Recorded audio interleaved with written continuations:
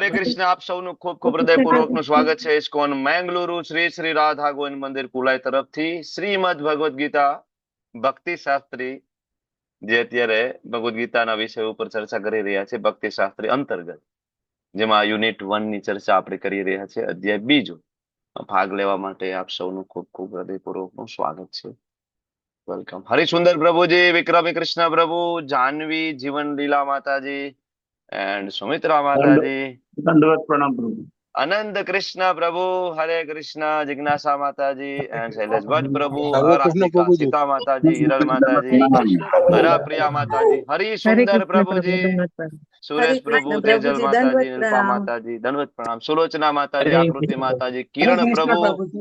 દીપક પ્રભુ, હરે આનંદ કૃષ્ણ ચરણ પ્રભુ પ્રભુજી. એન્ડ કૃષ્ણ કૃપાલય પ્રભુ, શિલ્પા ગાંધી માતાજી, શશી માતાજી, प्रणाम. हरे कृष्ण प्रभु દીપ્તિ दंडवत प्रणाम। માતાજી એન્ડ હરે કૃષ્ણ યસ, પ્રભુજી, દંડવત પ્રણામ. દંડવત પ્રણામ. હરે કૃષ્ણ. સ્વાગત છે આપ સૌનું. શરૂઆત કરશું ભગવાન શ્રી શ્રી રાધા ગોવિંદજીના ચરણોમાં ખૂબ ભાવપૂર્વક પ્રેમપૂર્વકની પ્રાર્થના આપણે બધા સાથે મળીને મંગલાચરણથી આ સેશનની શરૂઆત કરીએ. શ્રી શ્રી રાધા ગોવિંદ કી જય, શ્રી પ્રભુપાદ કી જય, શ્રી ગુરુ મહારાજ કી જય. ઓમ અજ્ઞાનતિમિરાંધસ્ય જ્ઞાનાંજન શલાકયા ચક્ષુરુન્મિલિतं येन तस्मै श्री गुरुवे नमः. श्री चैतन्य मनोभीष्टं स्थापितं येन भूतले स्वयं रूप कदा मह्यं ददाति स्वपदान्तिकम्. वन्देऽहं श्रीगुरो श्रीयुतापदकमलं श्रीगुरुन् वैष्णवांश्च श्रीरूपं साग्रजातं सहगण रघुनाथान्वितं तं सजीवं साद्वैतं सावधूतं परिजनसहितं कृष्णा चैतन्यदेवं श्रीराधा कृष्णपादान् सहगण ललिता श्री विशाखान्वितांश्च. हे कृष्णा करुणा सिंधु दीनबंधु जगतपते गोपेश गोपिका कांत राधा कांत नमस्तुते. तप्त कांचन गौरांगी श्री राधे वृंदावनेश्वरी वृषभानुसुते देवी प्रणमामि हरिप्रिये. वाञ्छाकल्पतरुभ्यश्च कृपा सिन्धुभ्य एव च पतितानां पावनेभ्यो वैष्णवेभ्यो नमो नमः. नमो विष्णुपादाय कृष्णपृष्ठाय भूतले श्रीमते भक्तिवेदांत स्वामिनिति नामिने. नमस्ते सरस्वते देवे गौरवाणी प्रचारिणे निर्विशेषा शून्यवादी पाश्चात्यादेश तारिणे. जय श्री कृष्ण चैतन्य प्रभु नित्यानंद श्री अद्वैत गदाधर श्रीवासादि गौर भक्त वृंद. हरे कृष्ण कृष्ण कृष्ण हरे हरे, हरे राम राम राम हरे राम राम हरे. हरे हरे. हरे कृष्ण प्रभु जी. હરે કૃષ્ણ. વેલકમ. हरे कृष्ण प्रभु ખૂબ ખૂબ दंडवत प्रणाम। હૃદયપૂર્વકનું સ્વાગત હરે છે. કૃષ્ણ પ્રભુજી, દંડવત પ્રણામ. હરે કૃષ્ણ, દંડવત પ્રણામ. સ્વાગત છે આપ સૌનું. તો આજે આપણા ભક્તિ શાસ્ત્રીમાં નવા એક પાર્ટિસિપન્ટ જોડાયા છે, જાહ્નવી જીવન લીલા માતાજી ફ્રોમ સુરત. હિઝ ગ્રેસ આનંદ ચરણ પ્રભુજીના ધર્મપત્ની. બરાબર ને? ફોટો નથી ને? Okay, bus, thank you. તો આપનું ખૂબ ખૂબ સ્વાગત છે ભક્તિ શાસ્ત્રીના સેશનમાં. હા, પણ જેટલું પેન્ડિંગ વર્ક છે એ તમે બધું કમ્પ્લીટ કરજો. આગળના બધા વિડીયોઝ ને બધા જોઈને નોટ્સ તમારી એના ઉપર રેડી કરજો. બરાબર? ઓકે. તો યસ, લાસ્ટ સેશનમાં શું ચર્ચા થઈ છે એના વિશે થોડું 5 મિનિટ રિવિઝન લઈને આપણે આગળ વધશું. તો યસ, રાધિકા માતાજીથી શરૂઆત કરીએ. લાસ્ટ સેશનમાં કેટલી અને શું ચર્ચા થઈ છે, હરે કયો કૃષ્ણ વિષય પ્રભુજી, તમને દંડવત. એટ્રેક્ટ કર્યો છે? યસ, હરે કૃષ્ણ. હા પ્રભુજી, એટલે જો શરૂઆતથી પ્રભુજી કરીએ ને તો આપણે સેકન્ડ ચેપ્ટર ની શરૂઆત કરેલી અને અર્જુનના યુદ્ધ નહીં કરવાનું અનિર્ણયતાનું 5મું કારણ હતું, એના પર વિસ્તૃત ચર્ચા કરેલી. પછી તમે વર્ણાશ્રમ ધર્મનો સિદ્ધાંત બહુ ઇમ્પોર્ટન્ટ છે ભગવદ્ ગીતામાં, સારી વસ્તી સારા સમાજ માટે. અને પછી 4 ધર્મ હતા તેનું કીધેલું હતું, કુલ ધર્મ, જાતિ ધર્મ, સ્વધર્મ અને સ્વકર્મ.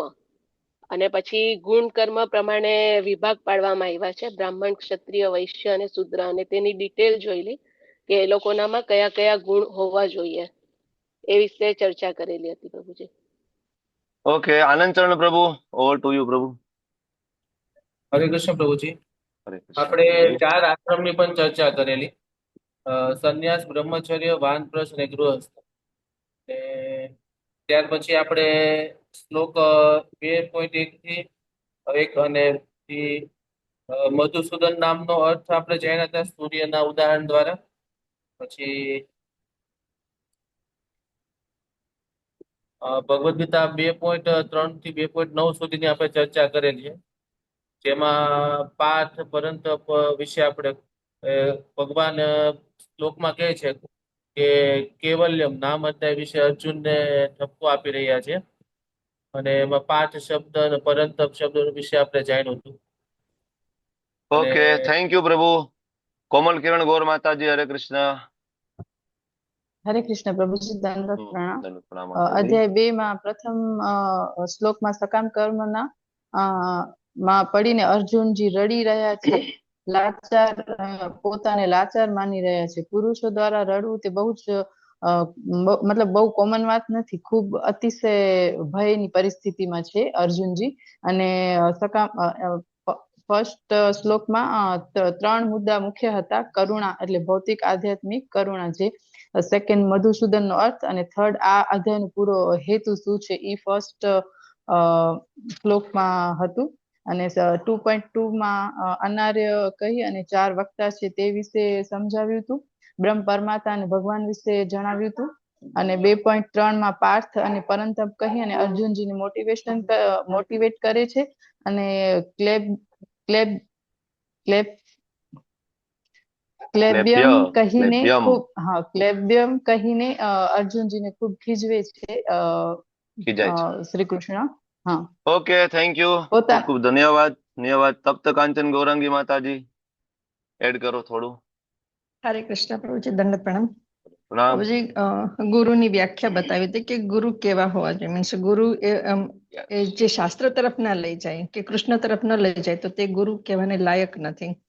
એમનામાં મિથ્યા અહંકાર આવી જાય, અથવા તો એ ઉચિત અનુચિત વ્યવહારની એમને ખબર ના પડે, અને પાપ કર્મમાં જો લિપ્ત થઈ જાય તો એવા ગુરુનો આપણે ત્યાગ કરવો જોઈએ. હરે કૃષ્ણ, ખૂબ ખૂબ ધન્યવાદ આપ સૌનો. ગયા વખતે આપણે જે ચર્ચા કરી અને આપણે જે લેસન 3 નંબર ઉપર આપણે ચર્ચા કરી રહ્યા છીએ, જેની શરૂઆત વર્ણાશ્રમ ધર્મથી શરૂઆત આપણે કરી. વર્ણાશ્રમ ધર્મ એટલે શું, બરાબર, એ વર્ણાશ્રમ ધર્મનો સિદ્ધાંત, વર્ણાશ્રમ ધર્મની પરિભાષા અને વર્ણાશ્રમ ધર્મની વ્યાખ્યા અંતર્ગત આવતા મુખ્ય 4 કુલ ધર્મ, જાતિ ધર્મ, સ્વધર્મ અને સ્વકર્મ, આના વિશે ચર્ચા આપણે કરી ચૂક્યા છીએ. વર્ણાશ્રમ ધર્મની સમજૂતી. એના પછી આપણે ખૂબ મહત્વનો મુદ્દો ગુણ કર્મ વિભાગશ છે. જન્મ જાતિ વિભાગશ નથી.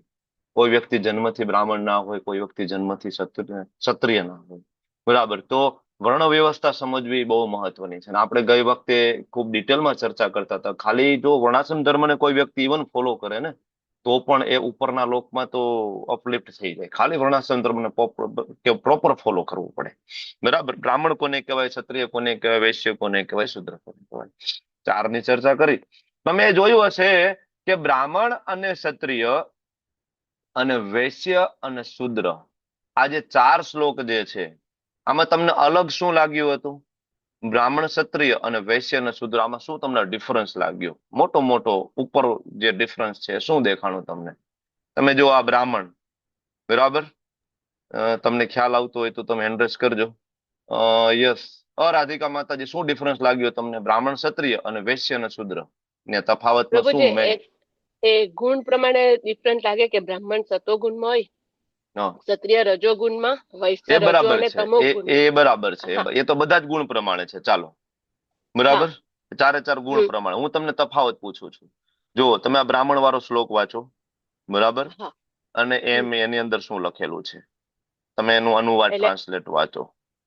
એના હા પછી પ્રભુજી. હા, યસ યસ, ઉમેરવું છે તમારે કઈ? ના ના પ્રભુજી, સોરી, તમે વાંચવા કીધું ને એટલા માટે મને ના ના ના થયું કે ના બોલો ના છો. ના હા, ના ના ના ના કઈ વાંધો ઓકે નહીં. ઓકે ઇટ્સ ઓકે, પ્રભુજી. ઇટ્સ હા. ઓકે. શૈલેષ ભટ્ટ પ્રભુ, શું લાગે છે મોટો મોટો તફાવત બ્રાહ્મણ ક્ષત્રિય વૈશ્ય અને શૂદ્ર ચારમાં મોટો તફાવત? હરે કૃષ્ણ પ્રભુજી. હમ હું જે સમજુ છું એ પ્રમાણે પ્રભુ એવું લાગે છે કે બ્રાહ્મણ અને ક્ષત્રિયનો જે મેઇન ગુણ છે એ રૂલ કરવાનો છે, મતલબ દે હમ નીડ ટુ ડિલિવર. અને ઓકે. વૈશ્ય અને શૂદ્ર જે છે એમનો સર્વિસ પાર્ટ છે પ્રભુજી. બરાબર છે. હરા યસ. પ્રિયા માતાજી, તમે શું કહો છો? હા પ્રભુજી, એટલે એમના સ્વભાવ પ્રમાણે એમના ગુણો વિકસિત છે, તે પ્રમાણે એને વર્ણાશ્રમ ધર્મોનું પાલન કરીને કરવું જોઈએ અને સેવા આપવી જોઈએ. યસ. બ્રાહ્મણ અને ક્ષત્રિય એ બેયની અંદર ગુણની વાત છે. તમે જુઓ, સ્વાભાવિક ગુણો બ્રાહ્મણમાં અને સ્વાભાવિક ગુણો ક્ષત્રિયમાં. વૈશ્યમાં ગુણોની વાત નથી, ત્યાં લખ્યું છે સ્વાભાવિક કર્મ. બરાબર. અને શૂદ્રમાં ત્યાં પણ કર્મ. ગુણ કર્મ વિભાગ હશે, ભગવાને કીધું ને, ચાતુર્ણ મયા સૃષ્ટમ ગુણ કર્મ વિભાગ હશે. આ મેઇન ડિફરન્સ છે એકચ્યુઅલી. વૈશ્ય અને શૂદ્રના ગુણ વિશે વાત નથી થઈ, વૈશ્ય અને શૂદ્રના કર્મ વિશે વાત થઈ છે. બ્રાહ્મણ અને ક્ષત્રિયના કર્મ વિશે વાત નથી થઈ, બ્રાહ્મણ અને ક્ષત્રિયના ગુણ વિશેની વાત થઈ છે. ની ચર્ચા લાસ્ટ આઈ થિંક મને લાગે રહી ગઈ હશે ચર્ચા કરવામાં, એટલે મેં એ મુદ્દો અત્યારે ઉપાડ્યો છે. બરાબર. તો ગુણ કર્મ, ઇન્ટેલિજન્સ લેવલ અને વર્ક લેવલ જે છે એના ઉપર ભગવાને આ 4 બરાબર વર્ણ આપણને આપ્યા છે. ઓકે. આપણે લાસ્ટ ટાઈમ ભણી ગયા છે સંન્યાસ, વાનપ્રસ્થ, ગૃહસ્થ અને બ્રહ્મચર્ય આશ્રમ. અર્જુનના 5 પ્રશ્ન, એના જવાબ, એના વિશે પણ આપણે ચર્ચા કરી ચૂક્યા છીએ. અને વર્ણાશ્રમ ધર્મને ફોલો કરવાનું રિઝલ્ટ, એની ચર્ચા કરી ચૂક્યા છીએ. અને એના પછી આવશે શ્લોક નંબર 1. અશ્રુ પૂર્ણા કુલેક્ષણમ. અર્જુન રડી રહ્યા છે. નાની વાત નથી જયારે ક્ષત્રિય કોઈ રડતો હોય તો, આપણે વાત થઈ છે. પણ આ કરુણાને ભૌતિક કરુણા તરીકે વર્ણન કર્યું છે, અને આ કરુણા ખોટી છે. પ્રભુપાદ તાત્પર્યમાં સમજાવે છે. એક્ઝામ્પલ કયું આપ્યું છે? ડૂબી રહેલા માણસના વસ્ત્રો માટે ચિંતા. માણસ માટે નહીં, કોના માટે? વસ્ત્રો માટે ચિંતા. તો એ એક્ઝામ્પલ થી સમજાવ્યું. બીજા શ્લોકની અંદર ભગવાન નો આ પહેલો શ્લોક છે, શ્રીમદ ભગવદ્ ગીતાનો પહેલો શ્લોક. જેવો ભગવાન ગુરુપદ ઉપર બિરાજમાન થશે, બરાબર, એ શ્લોક આવશે 2.11. હજી અહીંયા ભગવાન અર્જુનના મનમાં જે મલિનતા આવી છે એની વાત કરી રહ્યા છે. મિત્ર તરીકે જ ભગવાન આ બધી ચર્ચાઓ કરી રહ્યા છે અર્જુન સાથે, કે ભાઈ આ તારા માટે યોગ્ય નથી, તું મારો મિત્ર છો, તું તો આર્ય છો, અને આ બિલકુલ યોગ્ય નથી. ભગવાન આજે અર્જુનને મિત્રવત ચર્ચાઓ ચાલે છે. અને આ 2.2 નો જે ભાવાર્થ છે, વેરી ઇમ્પોર્ટન્ટ. આનું જે પર્પટ છે એની અંદર ખૂબ જ મહત્વનું, બ્રહ્મ પરમાત્માને ભગવાન 3 અવસ્થા જે છે સાક્ષાત્કારની, સત્યનો સાક્ષાત્કારની, એના વિશે 3 અવસ્થાને સમજાવી છે પ્રભુપાદે ઉદાહરણ સાથે. સૂર્યનો પ્રકાશ, સૂર્યની સપાટી, સૂર્યલોકમાં પ્રવેશ, આ 3. અને પછી ખૂબ મહત્વની વસ્તુ, પ્રભુપાદના તાત્પર્યનો 3જો પેરેગ્રાફ, એટલે ભગવાનની વ્યાખ્યા. ભગવાન કોને કહેવાય? બરાબર. બધા જ અવતારોનું મૂળ એટલે કે કૃષ્ણસ્તુ ભગવાન સ્વયં. એ તે ચાંસ કલા પુંસ કૃષ્ણસ્તુ ભગવાન સ્વયં. અને છેલ્લા પેરેગ્રાફમાં આર્ય અને અનાર્યની ચર્ચા કરીને ત્યાં પ્રભુપાદ વિરામ આપે છે ભાવાર્થને. બરાબર. એના પછી આપણે આગળ વધ્યા હતા 3જો શ્લોક. ક્લેબ્યમ સ્મ ગમ પાર્થ. ભગવાન હવે ખીજાય છે અર્જુનને. બરાબર, કે તને આવું શોભતું નથી, હિન ના મરદાય. બરાબર. સાચા ગુરુનું આ કર્તવ્ય છે. ભગવાન અર્જુનને ન કહેવાના વેણ કહે છે, અને અર્જુન કહે છે, બરાબર, કે તમે તો મધુસૂદન છો, મને શું કામ ભીષ્મસૂદન બનાવી રહ્યા છો? આના ઉપર આપણે ચર્ચા કરી હતી લાસ્ટ ટાઈમ. બરાબર. અને પછી 5મા શ્લોકની અંદર અર્જુન કહે છે કે મહાપુરુષોને હણી આના કરતા તો ભીખ માગવી વધારે સારી છે. અર્જુન છે એ બધું છોડીને જવાની વાત કરે છે. આના ઉપરથી એક ખ્યાલ આવે કે અર્જુનની અંદર જે વિરક્તિનું જે લક્ષણ છે, ત્યાગનો જે ગુણ છે, ક્ષત્રિયની અંદર એ ઓવર રેર છે, અર્જુનની અંદર છે. અને 6થા શ્લોકની અંદર અર્જુન અલ્ટિમેટ યુદ્ધ ના કરવાનું છેલ્લું કારણ રજૂ કરે છે ભગવાનની સામે.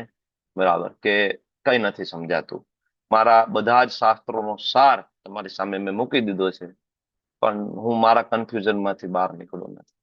અને આપણે એ પણ જોયું હતું, એક વૈષ્ણવ સિદ્ધાંત લાસ્ટ ટાઈમ ભણ્યા હતા કે આપણાથી સિનિયર વૈષ્ણવનું પતન થાય તો આપણી કઈ પ્રકારની મોરલ રિસ્પોન્સિબિલિટી બને એની અંદર. શું આપણે એની સાથેનો કોન્ટેક્ટ છોડી દેવાનો છે, એને પડતા મૂકી દેવાના છે, એનું જે થવું હોય એ થાય, આ કે પછી શું? આના વિશે ચર્ચા લાસ્ટ ટાઈમ થઈ ચૂકી છે. ખૂબ મહત્વનો વિભાગ હતો, એ પ્રેક્ટિકલ હતો, બરાબર. અને હવે યુદ્ધ ના કરવાનું જે છેલ્લું કારણ રજૂ કરી અને 7મા શ્લોકમાં અર્જુન છે ભગવાનના શરણે જતા રહે છે. કાર્પાન્ય દોષો પહત સ્વભાવ પૃચ્છામિ ત્વામ ધર્મ સંમોઢ છે. આ શ્લોક જે છે તમારે કંઠસ્થ કરવાનો શ્લોક છે. મેં તમને ગઈકાલે મતલબ લાસ્ટ સેશનમાં કહ્યું હતું કે ટૂંક સમયમાં શ્લોકની એક્ઝામ શરૂ થશે, તો આના માટે તમે પ્રિપેર હોવા જોઈએ. એક પછી એક શ્લોકની એક્ઝામ થશે અને કયા શ્લોકની એક્ઝામ લઈશું એ પણ આપણે તમને વોટ્સએપ ગ્રુપમાં મૂકશું. આજે 7મા શ્લોકની એક્ઝામ છે, જેને જેને રેડી હોય હાજર થઈ જાવ, બરાબર. તો ટૂંક સમયમાં એ લેશું. આ વીકમાં આપણે ટ્રાય કરીએ, કારણ કે લાસ્ટ વીકમાં લેવાની આપણે ટ્રાય કરવી હતી, પણ લાસ્ટ વીકમાં શું હતું? રથયાત્રા.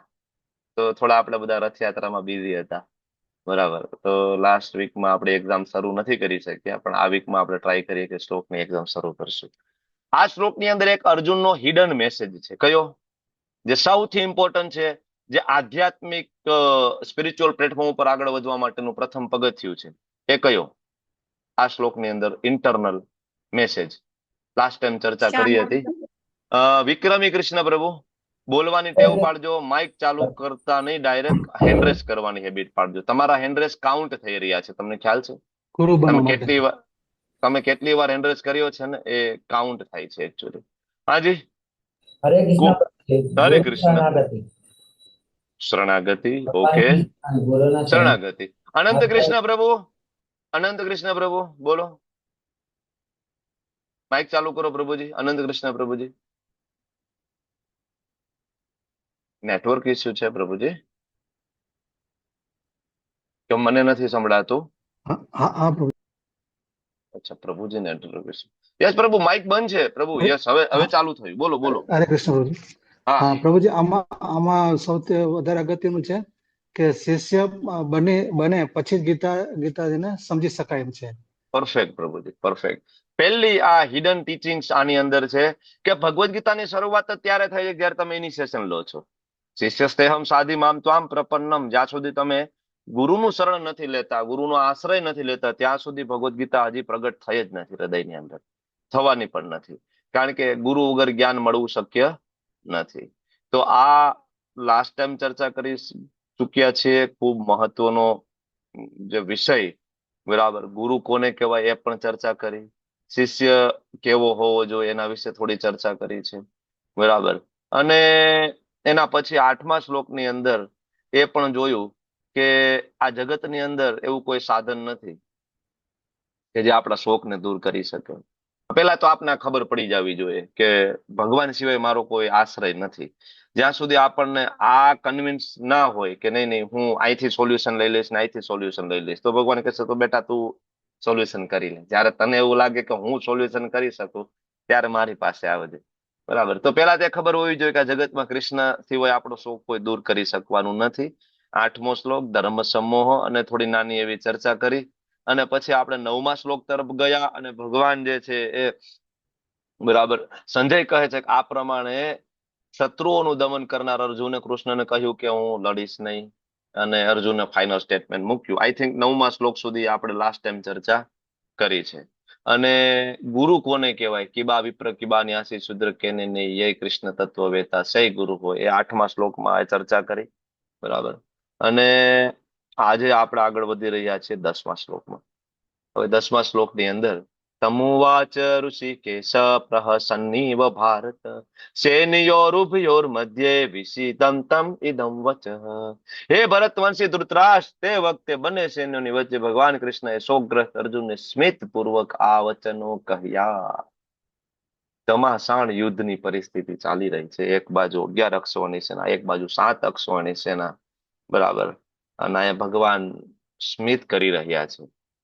તો અર્જુન ઉપર અટહાસ્ય કરી રહ્યા છે ભગવાન. શું કામ સ્મિત કરી રહ્યા છે? ચાલો પ્રભુપાદના શરણે જઈને સમજવાની કોશિશ કરીએ. Rays your hand. આપણે ભાવાર્થ વાંચીશું. ભાવાર્થ માટે શૈલેષ ભટ્ટ પ્રભુનો પહેલો હેન્ડ રેસ છે. યસ પ્રભુ, વાંચો ભાવાર્થ. હરે કૃષ્ણ પ્રભુજી. Yes. ભાવાર્થ શિલા પ્રભુપાદ દ્વારા શિલા પ્રભુપાદજીની જય. જય. બે ગાઢ મિત્રો એવા ઋષિકેશ તથા ગુડાકેશ વચ્ચે ચર્ચા થઈ રહી હતી. મિત્રો તરીકે બંને સમાન સ્તરે હતા, પરંતુ તેમનામાંથી એક જણે સ્વેચ્છાપૂર્વક બીજાનું શિષ્યત્વ સ્વીકાર્યું હતું. એક મિત્રે શિષ્ય થવાનું પસંદ કર્યું, તેથી કૃષ્ણ હસી રહ્યા હતા.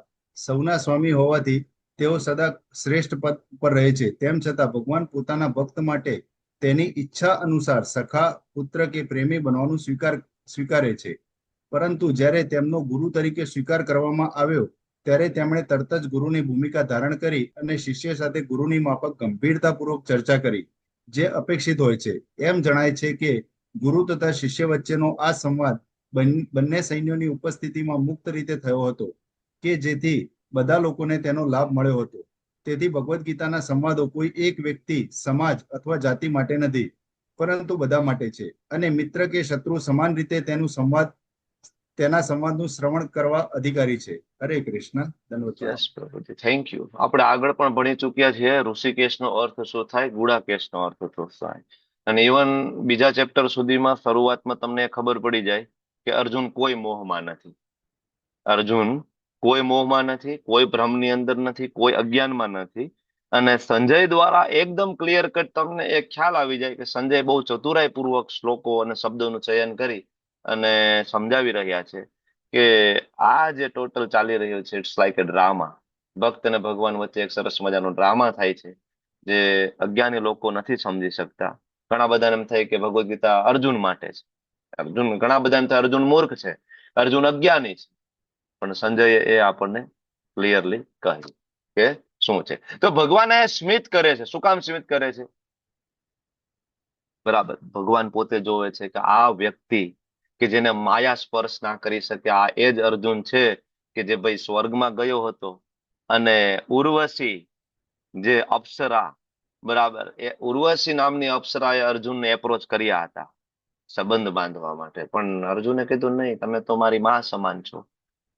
એમને પણ ઠુકરાવી દીધા હતા. વિચાર કરો, અર્જુન બરાબર માયાદેવીને સૌથી મોટું આપણને નરકના દ્વારમાં લઈ જાય. કામ, ક્રોધ અને લોભ, 3 નરકના દ્વાર આપણે ભણીએ છીએ. એમાં સૌથી અઘરો દ્વાર છે કામ વાળો દ્વાર. મોટા મોટા સંતો, મોટા મોટા ઋષિમુનિઓ આમાં ડૂબી ગયા છે, ખબર છે ને. પછી વિશ્વામિત્ર હોય તો ભલે, મોટા મોટા ઋષિ ડૂબી ગયા.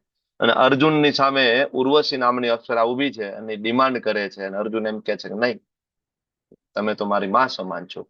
આટલો બધો બરાબર અર્જુન પ્રબળ છે માયા શક્તિને હરાવવા માટે. અને ભગવાન સ્માઇલ કરી રહ્યા છે. જેને માયાદેવી સ્પર્શ ના કરે, કે સામે ઉર્વશી ઉભી હોય ને ડિમાન્ડ કરે, અને અર્જુન એમ કહી દે કે નહીં, અને એ અહીંયા અત્યારે માયામાં પડી ગયો છે, મારી યોગ માયા શક્તિમાં. તો ભગવાન એટલા માટે સ્માઇલ કરે છે કે મારી શક્તિ કેટલી જોરદાર છે, કે ગમે એવો હોય અર્જુન, ગમે એટલો પાવરફુલ હોય, પણ એને પણ યોગ માયા શક્તિમાં મૂકીને એને પણ રોવડાવી શકે ખરી. ભગવાન એકચ્યુઅલી આનંદ લે છે પોતાની શક્તિનો. ભગવાન એક ડ્રામા ક્રિએટ કરવો છે તો ભગવાન આનંદ લઈ રહ્યા છે. ભગવાનની માયા શક્તિ બહુ પ્રબળ છે. મહાન મહાન ભક્તોને ભગવાનની માયા શક્તિ અભિભૂત કરી શકે છે. એક વખત નારદજીને એવો પ્રશ્ન થયો, હું લેવલ 1 માં પણ આ કથા 1-2 વખત લીધી, તમે લોકોએ સાંભળી હશે. નારદજીને પણ એકવાર પ્રશ્ન થયો કે ભગવાન, તમે તમારી માયા શક્તિ મને બતાવો ને. તો ભગવાન કૃષ્ણ કહે, નારદજી તમે રહેવા દો ને ભાઈ, તમારે એમાં ક્યાં પડવાની જરૂર છે. તો કે ના ના, એ કે હું જાણું છું કે મોટા મોટા વિદ્વાન લોકોને તમે તો એમાં ડુબાડી દો છો, તો એકવાર મારે એનું રસનું આસ્વાદન કરવું છે, તો મને કયો, બરાબર, મને થોડુંક એનું આસ્વાદન કરાવો. તો નારદજી અને કૃષ્ણ બે ચાલતા ચાલતા જઈ રહ્યા છે. તો કૃષ્ણ કે એવું છે કે તમારે ટેસ્ટ કરવો છે, તમે રહેવા દો તો વધારે સારું, તમે મહાન ભક્ત છો ને તમારે માયાને શું લેવા દેવા. ચાલતા ચાલતા જાય છે અને ભગવાનને પાણીની તરસ લાગે છે. તો નારદજીને કે છે, નારદજી થોડું પાણીની વ્યવસ્થા કરો, થોડી તરસ લાગી છે. આજુબાજુમાં જોયું તો ભાઈ એક દૂર દૂર એક ખેતર છે. નારદજી ત્યાં ગયા અને કૂવો છે. ત્યાં કૂવામાંથી પાણી લેતા પેલા એને વિચાર આવે છે કે બાજુમાં ઝૂંપડું છે, તો હું પેલા પરમિશન લઈ લઉં. કારણ કે પરમિશન લીધા વગર પાણી લેવાય નહીં. તમને ખબર છે, જે 5 પાંડવો ઓલા સરોવરમાં પાણી લેવા ગયા હતા, બરાબર ને, ત્યાં પરમિશન નહોતી લીધી, તો પછી તમને ખબર છે શું થયું હતું. તો નારદજીને ખબર હતી કે ભાઈ પરમિશન લેવી પડે. કોઈ યક્ષ ગંધર્વનો કદાચ અધિકાર હોય આ પાણી ઉપર ને આપણે લઈએ, તો એના કરતા આપણે પૂછી લઈએ. વૈષ્ણવ આમે વિનમ્ર હોય, બરાબર. નારદજીએ જોયું, ઝૂંપડું ખખડાવ્યું, તો દરવાજો ખોલ્યો તો સુંદર મજાની સ્ત્રી, અપ્સરા જેવી, બરાબર. નારદજીનો જોવે છે તો મોહિત થઈ જાય. ઓહો, એ કે બરાબર, તમે દેવર્ષિ નારદ સ્વયં તમે મારી ઝૂંપડીમાં આવો આવો આવો આવો કે બેસો. નારદજી જોયે કે ઓહો, મારી તો ખૂબ સારી આગતા સાગતા થાય છે. એ કે મારે થોડું પાણી જોતું હતું. એ કે બરાબર છે, બેસો બેસો પેલા તમે. નારદજી બેઠા ને એના પગ ચરણ કમળ ધોવાનું ને બધું કાર્યક્રમ થયો અને બરાબર સરસ મજાના ફ્રૂટ અર્પણ કર્યા. નારદજી સેવાથી ખૂબ પ્રસન્ન થઈ ગયા, બરાબર, એ માતાજીથી. તો હવે એ માતાજી એની સેવા કરે છે. નારદજી કહે છે કે હું ખૂબ પ્રસન્ન છું, શું જોઈએ તમારે, બોલો. બરાબર. તો ઓલી જે સ્ત્રી હતી, માતાજી એમ કે છે કે મારે તમારા જેવો પતિ જોઈએ છે. બરાબર, તમે મારી સાથે લગ્ન કરી લો. નારદજી મોહિત થઈ ગયા. નારદજી કઈ બોલે એ પેલા એ કે કઈ વાંધો નહીં. લગ્ન થયા બંનેના, બાળકો થયા, નારદજીના અને સ્ત્રીના બાળકો થયા. સરસ મજાનું દાંપત્ય જીવન ચાલી રહ્યું છે. બાળકોના બાળકો પણ થયા, મોટો પરિવાર થયો નારદજીનો. એક દિવસ પૂર આવ્યું ગામની અંદર, બધું તણાઈ રહ્યું છે. પોતાનું મકાન, ઝૂંપડી, વોટ એવર, જે કઈ સંપત્તિ, પત્ની, બાળકો બધા ડૂબી રહ્યા છે. બચાવો બચાવો બચાવો.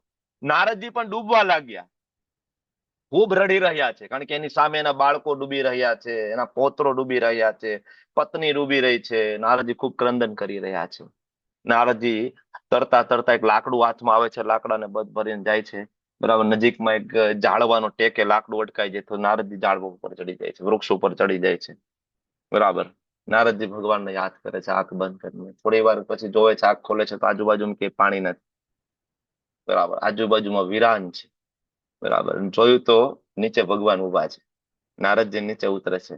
ભગવાન કે છે, નારદજી આટલી બધી કેમ વાર લાગી પાણી લાવવામાં? થોડો સમય જાજો થઈ ગયો એવું નથી લાગતું? નારદજીને કે છે, ત્યારે નારદજી કે છે, ઓહ, આ તમારી માયા શક્તિ છે.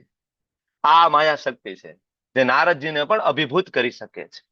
વર્ષો સુધી નારદજી માયામાં રહ્યા, લગ્ન પણ થયા, બાળકો પણ થયા, એના પણ લગ્ન થયા, અને ભગવાન હજી ત્યાં રાહ જોઈને જ ઉભા છે. ભગવાન માટે કાલ કઈ બહુ મોટી વાત નથી, તમને ખબર છે, આપણે ભણી ગયા છે. બરાબર. તો આ માયા શક્તિ, એટલા માટે ભગવાન એકચ્યુઅલી સ્મિત કરી રહ્યા છે. આપણે આ જે મુદ્દા ઉપર ગયા હતા, શું કામ, વાય સ્માઇલિંગ, અટ્ટહાસ્ય કરી રહ્યા છે? નહીં, ભગવાન આનંદ લઈ રહ્યા છે પોતાની માયા શક્તિનો અર્જુન ઉપર જે પ્રભાવ પડી રહ્યો છે, માયા શક્તિનું જે કામ છે જોઈને ભગવાન આનંદિત થઈ રહ્યા છે. પરફેક્ટ કામ કરી રહી છે, અર્જુન ઉપર પણ કામ કરી રહી છે, પરફેક્ટ છે. બરાબર, એટલા માટે. તો હવે અહીંથી જ આગળ જે ચર્ચાઓ થાય છે 11મા શ્લોકથી, એ અર્જુનના બધા પ્રશ્નોને એડ્રેસ કરે છે. તમને ખબર છે, મુખ્ય 5 પ્રશ્ન ભગવદ ગીતાનો પાયો જે શરૂઆત થઈ. કયા 5 પ્રશ્ન? Rays your hand. કયા 5 પ્રશ્ન? જેને લેવલ 1 2 કર્યા હોય એને તો કંઠસ્થ હોય, અડધી રાત્રે પૂછો તો આવડવા જોઈએ 5 પ્રશ્ન. બરાબર ને? પૂર્વી નાયક માતાજી બોલો, 5 પ્રશ્ન કયા અર્જુનને થયા યુદ્ધ ના કરવા માટે? કરુણા, પાપનો ભય, વંશ પરંપરાનો નાશ અને કૌટુંબિક પરંપરાનો નાશ, અનિર્ણયતા અને એને યાદ રાખવાના ક્રમમાં, કારણ કે ક્રમમાં પ્રશ્ન છે ને ક્રમમાં એના આન્સર છે. આડાવડાને યાદ રાખો, ક્રમમાં યાદ રાખો. જિજ્ઞાસા પિત્રોડા માતાજી. કરુણા, પાપનો ભય. પ્રભુજી પ્રણામ. એ ક્રમ નથી પૂર્વ વિનાયક માતાજી, એક મિનિટ તમે સાંભળી લો. હા, બોલો. કરુણા, કોઈ આનંદ નથી. પાપનો, કૌટુંબિક પરંપરાનો નાશ અને અનિર્ણયતા. હા, પેલું આવે કરુણા, કોઈ આનંદ નથી, પાપનો ભય, પરંપરાનો નાશ અને અનિર્ણયતા. આ 5 કારણ આ જ સિક્વન્સમાં અને આ જ સિક્વન્સમાં આન્સર છે ભગવદ ગીતામાં. એટલે સિક્વન્સ વેરી ઇમ્પોર્ટન્ટ, કારણ કે એ મુજબ ફિલોસોફી હાયર થતી જાય છે ધીમે ધીમે ધીમે ધીમે. એટલા માટે તો 11 થી લઈને જે 30 શ્લોક આપણે આગળ જે ચર્ચા કરવા જઈ રહ્યા છીએ, બરાબર, એ ચર્ચા આત્મજ્ઞાનની ચર્ચા છે કે આપણા શરીર નથી, આપણે આત્મા છીએ. અને આ જ્ઞાન છે પ્રથમ પગથિયું છે શ્રીમદ ભગવદ ગીતાનું. ભગવાન ભગવદ ગીતાની શરૂઆત આત્મજ્ઞાનથી કરે છે. જ્યાં સુધી વ્યક્તિને આત્મજ્ઞાન પ્રાપ્ત ના થાય ત્યાં સુધી એ વ્યક્તિ આગળ વધી શકતો નથી. આનંદ પ્રભુ કઈ કેવું છે? યસ પ્રભુ, પ્લીઝ. હા પ્રભુ, આ શ્લોક મને આપેલો છે તમે. ઓકે, હા પ્રભુ, હું થોડુંક આના ઉપર અત્યારે ચર્ચા કરીને પછી ઓવર ટુ યુ. ઓકે, તો આ પ્રથમ પગથિયું છે એકચ્યુઅલી. 11 થી લઈને જે 30 શ્લોક છે પ્રથમ પગથિયું છે. આ જ્ઞાન વગર શક્ય જ નથી. તમે દેહ અને દેહી વચ્ચેનો તફાવત તમારે સમજવો પડશે કે હું આ શરીર નથી. તમે જ્યાં સુધી શરીરની ચેતનામાં છો ત્યાં સુધી આપણે ઉન્નત ભક્ત બની શકીએ નહીં, ભગવત ધામ ના જઈ શકીએ. એટલે આ ભગવદ ગીતાનો પહેલો ઉપદેશ છે આ પહેલું પગથિયું છે. આની પહેલા અત્યાર સુધી જે કઈ ચર્ચા થઈ આને ભગવદ્ ગીતાની ભૂમિકા તરીકે પણ ઓળખવામાં આવે છે. 2.11 પહેલાના જેટલા પણ શ્લોક છે ચેપ્ટર 1 અને 2.1 થી 2.10 એ બધું ભગવદ્ ગીતાની ભૂમિકા છે. એકચ્યુઅલી એવું કહી શકાય કે આ ભગવદ્ ગીતાનો પ્રથમ શ્લોક છે, પહેલો. અશોચાનન અશોચતમ પ્રજ્ઞાવાદાસ્ય ભાષસ્ય. યસ, આનંદચરણ પ્રભુ, ઓવર ટુ યુ. પ્રભુ 5 મિનિટ છે તમારી પાસે. હરે કૃષ્ણ. બધા ભક્તોના ચરણોમાં દંડવત પ્રણામ. મારા ગુરુ મહારાજજીના ચરણોમાં પ્રણામ. નમો વિષ્ણુપાદાય કૃષ્ણપ્રેષ્ઠાય ભૂતલે શ્રીમતે ગોપાલકૃષ્ણ ગોસ્વામી નામિને પ્રભુપાદસ્ય સાહિત્યમ પ્રકાશ્ય વિતીર્ય ચ પ્રચારમ કૃત્વાન સાધુ ભાગવત પાદાય તે નમઃ. જય હો. શ્રીમદ ભગવદ ગીતા અધ્યાય 2 ગીતાનો સાર, શ્લોક સંખ્યા 11.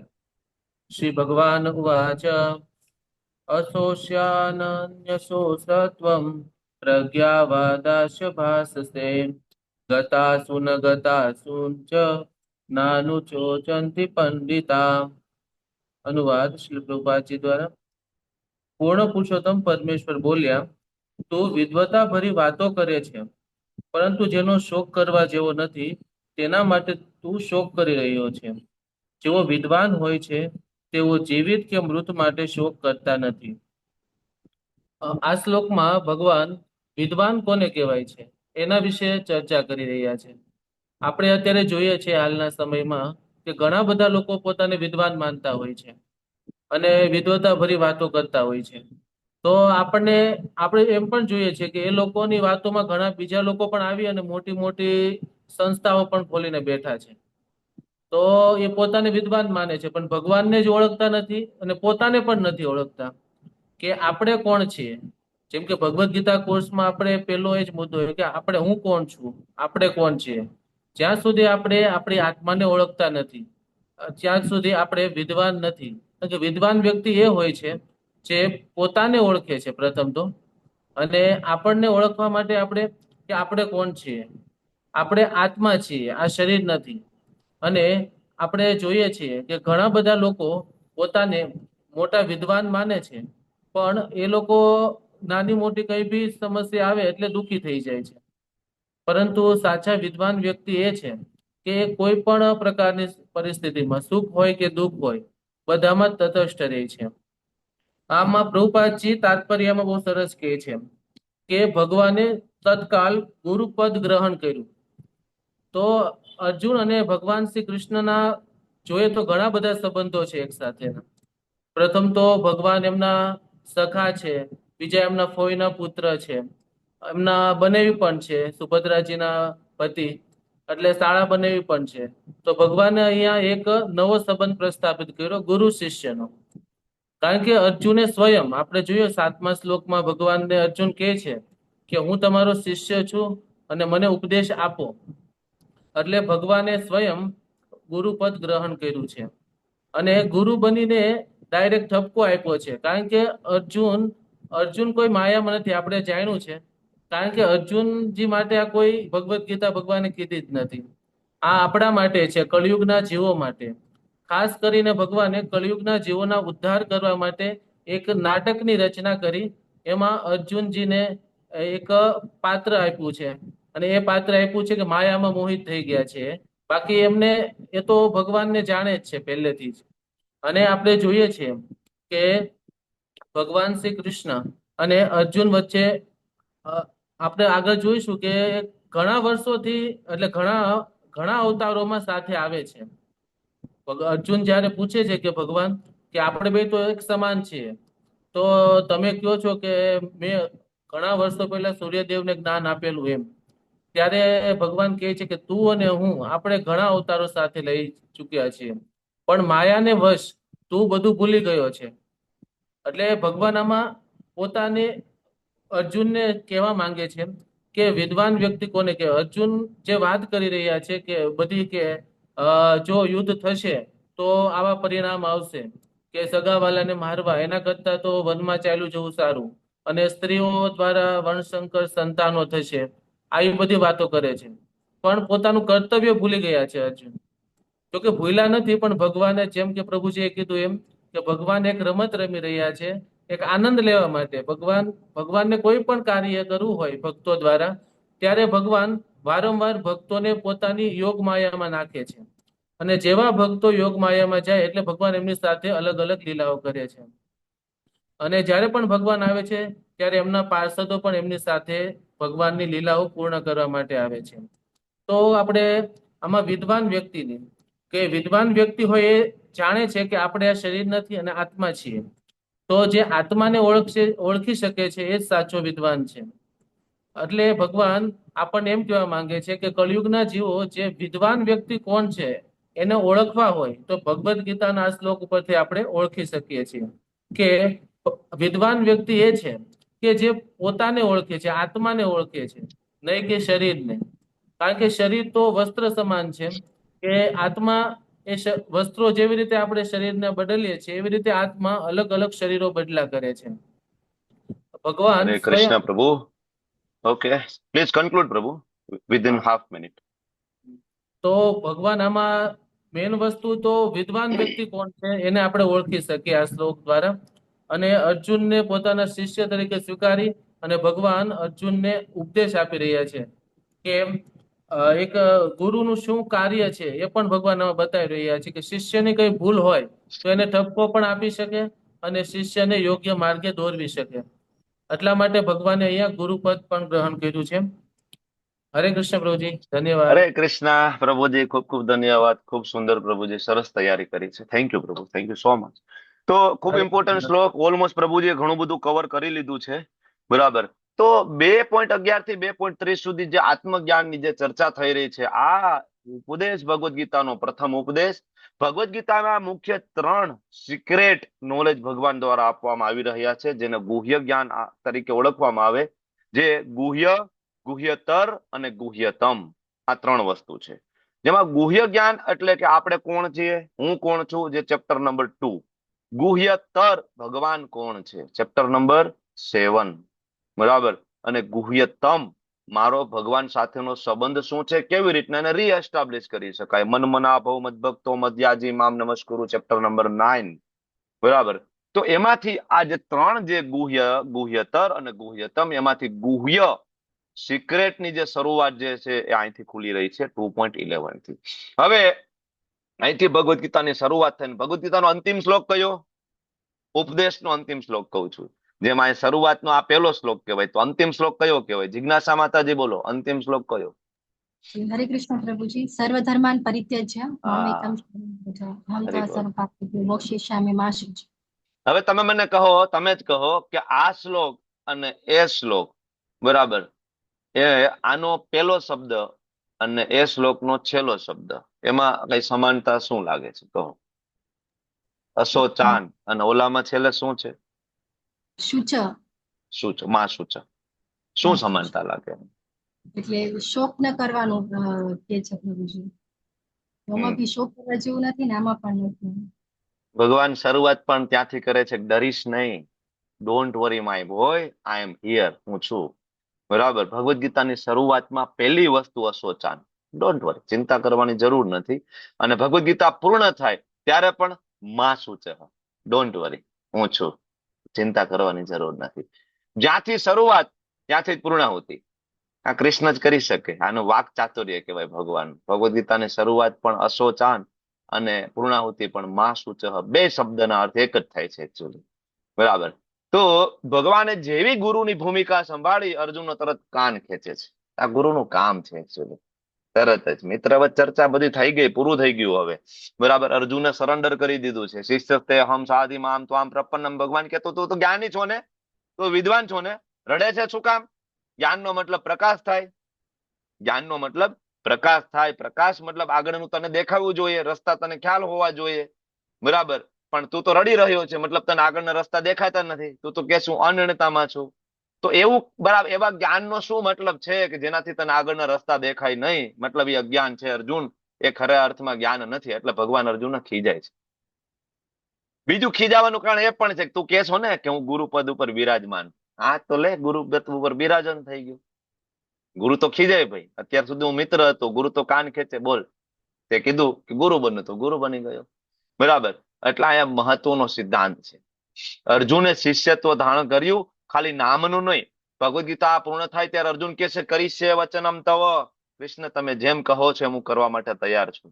ભલે મારા ગુરુ હોય, મારા દાદા હોય, હું બધાનો વધ કરીશ. આ બહુ ઇમ્પોર્ટન્ટ વસ્તુ છે, મહત્વનો સિદ્ધાંત છે કે ગુરુ જે કે પ્રમાણે કરવું. અર્જુને ગુરુને પૂછ્યું તો એમના ગુરુ કૃષ્ણએ એમને કહ્યું. આના ઉપરથી ખબર પડે કે ગુરુને ત્યારે જ પૂછવું કે જો ગુરુ આપણને જે કહે ને આપણે કરવા માટે રેડી હોય તો, નહીતર ગુરુને પૂછવું નહીં. ગુરુ છે એ એન્ટરટેન માટે નથી, ગુરુ આપણા મિત્ર નથી, ગુરુ છે એ ગોસિપ કરવા માટે નથી. બરાબર. 17 પ્રશ્ન લઈને આપણે ગુરુ પાસે જાય, ગુરુજી આ પ્રોબ્લેમ છે, આ પ્રોબ્લેમ છે, ગુરુ તમને સમાધાન આપશે. નહીં એ ઠીક છે, હવે એ તો ઠીક છે, ગુરુ કહે. બરાબર. આપણે એને ફોલો ના કરવાના હોય તો ક્યારે પૂછવું નહીં. બરાબર. ગુરુ મહારાજને ત્યારે જ પૂછો, ખૂબ વિચારીને પૂછો કે એનું અલ્ટિમેટલી જે ગાઈડન્સ આપશે એ આપણે કરશું તો ગુરુને પૂછવાનું. બરાબર. નહીતર નહીં. ગુરુ છે એ ગોસિપ કરવા માટે નથી. બરાબર. ગુરુનો સંબંધ ફોર્મલ સંબંધ નથી, બહુ મહત્વનો સંબંધ છે. કરીશ્યે વચનમ તવ. બરાબર. હવે અહીંયા આ તમારું સેશન પૂરું થઈ ગયું. એકચ્યુઅલી આજે લેસન નંબર 3 અહીંયા પૂરો થયો. આપણે આગળના લેસન તરફ આગળ વધવું છે, પણ એની પહેલા તમને બધાને તમારા OBA ના રિઝલ્ટ મળી ગયા છે. મોસ્ટલી અમુકને નથી મળ્યા, તમે ચિંતા નહીં કરતા જેને નથી મળ્યા એને, કારણ કે એક ટીચરના હજી આવવાના બાકી છે રિઝલ્ટ. બાકીના બધાના ટીચર્સના પેપર ચેકર્સના રિઝલ્ટ આવી ગયા છે. તો ઘણા બધાને રિઝલ્ટ મળી ગયું છે, ઘણા બધાને ખૂબ સારા સ્કોર છે, ઘણા બધાને રિપીટેશન પણ છે. તો ચિંતા કરવાની જરૂર નથી. રિપીટેશન હોય મતલબ કૃષ્ણ હજી વધારે ઈચ્છે છે તમારી પાસે થોડું બેટર આપવા માટે. બરાબર. થોડું બેટર કરો. કૃષ્ણની વધારે કૃપા છે તમારા ઉપર. ઓકે. ઘણા બધાએ ખૂબ સારું લખ્યું છે. ઘણા બધાએ મુદ્દા જ નથી પાડ્યા અંદર. ઇટ્સ લાઈક એ સ્ટોરી, ચાલુ થાય છે અને પૂરું થાય છે, મુદ્દા જ નથી પાડ્યા. ઘણા બધાએ સેપરેટ બુક જ નથી લીધી, એક ઘરમાં પડેલી જૂની ડાયરીમાં લખી નાખ્યું છે. OBA ફોટો પાડીને મોકલી દીધું છે. એક 60-70 રૂપિયાનો આપણે ખર્ચો પણ નથી કર્યો. ભક્તિ શાસ્ત્રી તમને ફ્રીમાં કરાવવામાં આવે છે અહીંથી. આ ભક્તિ શાસ્ત્રીની કોર્સ 7,000 થી લઈને 15,000 ની વચ્ચે હોય છે બધી જગ્યાએ. આપણે ફ્રીમાં આપીએ છીએ. આ ભક્તિ શાસ્ત્રીની કોર્સ એટલી છે. 70 રૂપિયાનો ચોપડો તો લઈ લો એક સેપરેટ એટલીસ્ટ. બરાબર. નાની નાની ડાયરીમાં આજુબાજુમાં કેલેન્ડર લખેલા છે, એના ફોટા પાડીને મોકલાવ્યા છે, તો રિજેક્ટ થશે એવા. બરાબર. સુઘડ અક્ષરે લખીને આપો, મુદ્દા વાઇઝ લખીને આપો તમે લોકો. બરાબર. અને ઉપરની સાઈડમાં અને છેલ્લા પેજ ઉપર થોડી જગ્યા આપો કે ત્યાં અમે કોમેન્ટ આપી શકીએ. તમને મેં OBA જયારે આપ્યો ત્યારે શીખડાવ્યું હતું કે છેલ્લે જગ્યા રાખવાની છે જ્યાં તમારું માર્કિંગ થશે. તો ઘણા બધાએ તો છેલ્લે સુધી લડી લીધું છે, માર્ક મૂકવાની જગ્યા આપી જ નથી. બરાબર. અને એસેને ડિવાઈડ કરવાના હતા. 3 મુદ્દા ઉપર જ ચર્ચા કરવાની હતી. ઘણા બધાએ 5 મુદ્દા ઉપર પણ ચર્ચા કરી છે. 5 સમજાવી દીધા છે, ઘણાએ 6 સમજાવી દીધા. તમને ચોખવટ પાડીને કીધું હતું કે તમારે 3 સિલેક્ટ કરવાના છે. આપણે વાત થઈ હતી. બરાબર. બુલેટ્સ મૂકો, પોઈન્ટ્સ મૂકો. ઘણા બધાના OBA એટલા સરસ લખ્યા છે ને, 2 અલગ અલગ પેન યુઝ કરી છે, અલગ અલગ જગ્યાએ બુલેટ્સ ને સરસ મૂક્યું. તમને વાંચવું ગમે એટલું સરસ. અને અમુકના OBA એ ટાઈપના છે કે તમને એમ થાય કે આને વાંચીને માર્ક કેવી રીતના આપવા. આપણે રફ વર્ક કર્યું છે, ટોટલ રફ વર્ક કર્યું છે. તમે કૃષ્ણને અર્પણ કરવાના છો, ખૂબ સારી રીતના પ્રેઝન્ટ કરો. બરાબર. અને તમારું ફોકસ હોવું જોઈએ. ઘણી બધી જગ્યાએ એવા શ્લોકો કોટ કરવામાં આવ્યા છે જે પ્રભુપાદના એકે પુસ્તકમાં નથી. આવા શ્લોકો પણ તમે લખ્યા છે OBAમાં જે પ્રભુપાદના કોઈ પુસ્તકમાં નથી. નથી ભાગવતમમાં, નથી ભગવદ ગીતામાં, નથી પ્રભુપાદની 70 બુક્સમાં, બીજે ક્યાંય નથી. એવા શ્લોકો, એવી ચર્ચાઓ પણ તમે બધા લખીને આવ્યા છે. મેં પહેલા તમને કીધું હતું કે ભગવદ ગીતા અને પ્રભુપાદના પુસ્તકોની બહાર આપણે ક્યાંય જવાનું નથી. બીજું, લખાણ મૌલિક હોવું જોઈએ, નહીં કે કોપી પેસ્ટ. ઘણા બધાનું કોપી પેસ્ટ છે, તો એ લોકોને પણ રિપીટ ગયું છે. કોપી પેસ્ટ છે તો બરાબર. અને વર્ડ લિમિટ આપણે વાત થઈ હતી 720 થી 880 વર્ડ લિમિટ છે. ઘણાને 500 પૂરા નથી થતા, ઘણાને 400 પણ નથી થતા, તો એમને પણ રિપીટ ગયું છે. ઘણાને 1200-1500 ઉપર ગયા છે વર્ડ્સ, તો એમને પણ રિપીટ ગયું છે. બરાબર. તો આ મહત્વનું છે. તમે જે કોટ કરો છો, જે શ્લોક આપો છો, બરાબર, આ બધું ઓફિશિયલ ઓથેન્ટિક હોવું જોઈએ. બરાબર. તો ઇઝ ઇટ ઓકે? બધાને રિઝલ્ટ મોટા ભાગના મળી ગયું છે. એના ઉપર પછી એવું હશે તો તમારે કઈ હશે તો મને કહેજો, તો આ ક્લાસ પૂર્ણ થયે ચર્ચા કરીશું નાની એવી કઈ હશે તો. બાકી તો ઇન્ડિવિજ્યુઅલી કોમેન્ટ પણ મોકલાવી છે ક્યાં ક્યાં શું સુધારો કરવાની જરૂર છે પેપર ચેકર દ્વારા. ઓકે, તો આ લેસન 3 જે તમારું પૂરું થયું વર્ણાશ્રમ ધર્મ ને આ બધી આપણે ચર્ચા કરી છે હાલ, એટલે આમાં ડિટેલમાં નથી જતો. ઓબ્જેક્ટિવ છે કે આપણે શું શું ભણ્યા છીએ એના વિશે આ બધી સ્લાઇડ છે, બરાબર. અને પ્રભુપાદનું એક સ્ટેટમેન્ટ છે, ચાણક્ય પંડિત દ્વારા પિતા અને શિક્ષકને સલાહ આપવામાં આવે છે કે તમારે હંમેશા તમારા પુત્ર અને શિષ્યને શિક્ષા કરવી જોઈએ. હંમેશા ભૂલ શોધો, ગુસ્સે થશો નહીં, પણ શિક્ષક અને પિતાનો ધર્મ છે કે ફક્ત તમારી ભૂલો શોધવાનો. પિતા ભૂલો શોધે બાળકની અંદર, ક્યાં ક્યાં ભૂલ થાય છે. શિષ્યના વ્યવસાયને કે પુત્રના વ્યવસાયને ક્યારેય ખૂબ સારો કહેશો નહીં, નહીતર એને ગર્વ આવી જશે, અભિમાની થઈ જશે. ચાણક્ય પંડિતનો આ આદેશ છે, બરાબર. તેથી અમે એ સમજીએ છીએ કે જયારે અમારા આધ્યાત્મિક ગુરુ શિક્ષા કરતા હતા ત્યારે અમે તેને આશીર્વાદ તરીકે લેતા હતા. અદ્વૈત આચાર્ય વાળો પ્રસંગ તમને કદાચ યાદ આવતો હોય ચૈતન્ય ચરિતામૃતની અંદર, બરાબર. ભગવાન ચૈતન્ય મહાપ્રભુ બધા ઉપર બહુ કૃપા કરતા, પણ અદ્વૈત આચાર્ય એજમાં મોટા હતા, તો મહાપ્રભુ એને ખીજાતા નહીં ક્યારેય. અદ્વૈત આચાર્યને ખબર છે તમને, પ્રસંગ ક્યારેક વાંચજો, બરાબર. અદ્વૈત આચાર્ય છે એ થોડા દિવસ માટે માયાવાદી સિદ્ધાંતને કેવાય પ્રોમોટ કરે છે, કારણ કે એને મહાપ્રભુને ગુસ્સે કરવા હતા. મહાપ્રભુ કેમ મારા ઉપર ગુસ્સે ના થાય? પછી મહાપ્રભુ ગુસ્સે થાય છે, જાય છે ને રૂમ બંધ કરીને ધબધબાટી, બરાબર. તમે કેવી રીતના માયાવાદી પ્રમોટ કરી શકો? ખૂબ ખુશ થાય છે. આવા ઘણા બધા પ્રસંગ છે ચૈતન્ય ચરિતામૃતની અંદર કે આધ્યાત્મિક ગુરુ જયારે શિક્ષા કરે છે તો એ આશીર્વાદ છે, બરાબર. અને પ્રભુપાદનું આ સ્ટેટમેન્ટ છે, ખૂબ લુચ્ચો, મૂર્ખ કઈ પણ, બધા સારા શબ્દ, ગુરુ કઈ પણ કહી શકે. શ્રીમદ ભાગવતમ 2.9.4 જાપાન 22 એપ્રિલ 1972 નો લેક્ચર છે. પ્રભુપાદના શબ્દ સાંભળી. એકચ્યુઅલી આ ગુજરાતીમાં બહુ મજા ના આવી મને actually ટ્રાન્સલેશનમાં. So far we are concerned when our spiritual master used to chastise, we took it as blessing. That was very nice. And he would chastise like anything. Damn rascal, foolish, stupid. પ્રભુપાદના શબ્દ છે, એટલા માટે આ લીધા છે. ગુજરાતીમાં ના મજા આવે એકચ્યુઅલી. પ્રભુપાદના ઓરિજિનલ ટ્રાન્સલેશન છે. Rascal, ફુલિશ, stupid, anything, all good word કહી શકે છે ગુરુ મહારાજ, બરાબર. ખોટું ના લાગવું જોઈએ આપણને, બરાબર ને. પ્રભુપાદ કી જય. તો અહીંયા આ લેસન પણ પૂરું થયું. આગળના લેસન તરફ આપણે આગળ વધીએ છીએ. શ્રી પ્રભુપાદ કી જય. અને આ લેસન નંબર 4 12મા શ્લોક થી લઈને 48 શ્લોક સુધી અહીંયા આપણે કવર કર્યા છે. વર્ણાશ્રમ ધર્મ વિશે આપણે ભણ્યા, અર્જુનની મૂંઝવણ, શરણાગતિ, ધર્મ સમોહ, બરાબર. અને હવે આગળનો જે શ્લોક છે અશોચાનો અનુશોચસ્તુમ વાળો શ્લોક તો આપણે ભણ્યા, જેમાં આનંદ ચરણ પ્રભુએ ખૂબ સરસ આપણને સમજાવ્યું, બરાબર. અને એક મહત્વનો સિદ્ધાંત પણ આપણે અહીંયા જોયો કે ગુરુને પૂછીએ તો ગુરુ કે એ પ્રમાણે કરવાની તૈયારી રાખવી જોઈએ. નીતાય સેવની માતાજીનું નામ સાંભળ્યું હશે ને, બરાબર. હર ગ્રેસ નીતાય સેવની માતાજી, she is disciple of my ગુરુ મહારાજ. His Holiness જયપ્રતાકા સ્વામીજી મહારાજ. એક વખત મારા ગુરુ મહારાજ વિદેશ ગયા હતા, ફોરેન ગયા હતા, અને માતાજી અને એમના હસબન્ડ ખૂબ સરસ પોસ્ટ પોઝિશનો ઉપર, ખૂબ સરસ ઇન્કમ, કેવાય આઈ થિંક લગભગ યુએસમાં તો હું બોલતો ન હોય તો અમેરિકામાં, અને ખૂબ સારી પોસ્ટ પોઝિશનો, ખૂબ પૈસા, ધન સંપત્તિ બધું. મારા ગુરુ મહારાજને મળે છે અને ઘણા બધા પ્રશ્નો પૂછે છે. પછી મારા ગુરુ મહારાજ એમ કે છે કે તમે એક કામ કરો, બધું છોડીને આવી જાઓ, ઇન્ડિયા આવી જાઓ, ભારત આવી જાઓ. હવે માતાજી ત્યારે આવ્યા ભારતમાં, ખાસ કઈ એમને જોયું નહોતું. એ દિલ્હી ઉતર્યા માતાજી, અને દિલ્હીથી વિશાખાપટ્ટનમ કેટલું દૂર થાય એને ખબર નહોતી કે ક્યાં હશે, તો ત્યાંથી એ બાય કાર ગયા વિશાખાપટ્ટનમ. વિશાખાપટ્ટનમમાં કોઈ ત્યારે ઇસ્કોન ટેમ્પલ નહોતું, પ્રચાર પ્રસાર પણ નહોતો, પણ મારા મહારાજે આદેશ આપ્યો હતો, તો ત્યાં ગયા.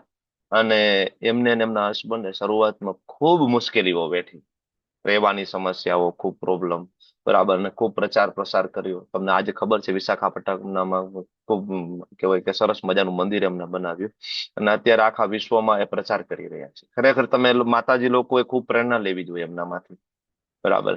કે એ એજમાં એ ખૂબ પ્રચાર કરી રહ્યા છે, બંને પતિ પત્ની, બરાબર. અલગ અલગ દેશની અંદર અલગ અલગ જગ્યાએ જઈને પ્રચાર કરી રહ્યા છે. પણ એક જ શબ્દ મારા ગુરુ મહારાજે કહ્યું, તમે આવી જાઓ બધું છોડીને. સહેલું છે એટલું. ગુરુ મહારાજને પ્રશ્ન પૂછો, ગુરુ મહારાજ કે બધું છોડીને આવી જાવ, તો એ પાલન કરવા માટે પણ તૈયારી હોવી જોઈએ ને. મહારાજે કીધું છોડીને આવી જાવ તો જતા રહ્યા. આને કહેવાય ગુરુ નિષ્ઠા. પ્રશ્ન તો પૂછવા કે ગુરુ કે પ્રમાણે કરવાની પણ આપણી તૈયારી હોય, બરાબર ને? ગુરુ મહારાજે કીધું કે આવી જાવ તો આવી, બધું છોડીને આવતા રહી, બરાબર. તો અહીંયા જસ્ટ અ મિનિટ.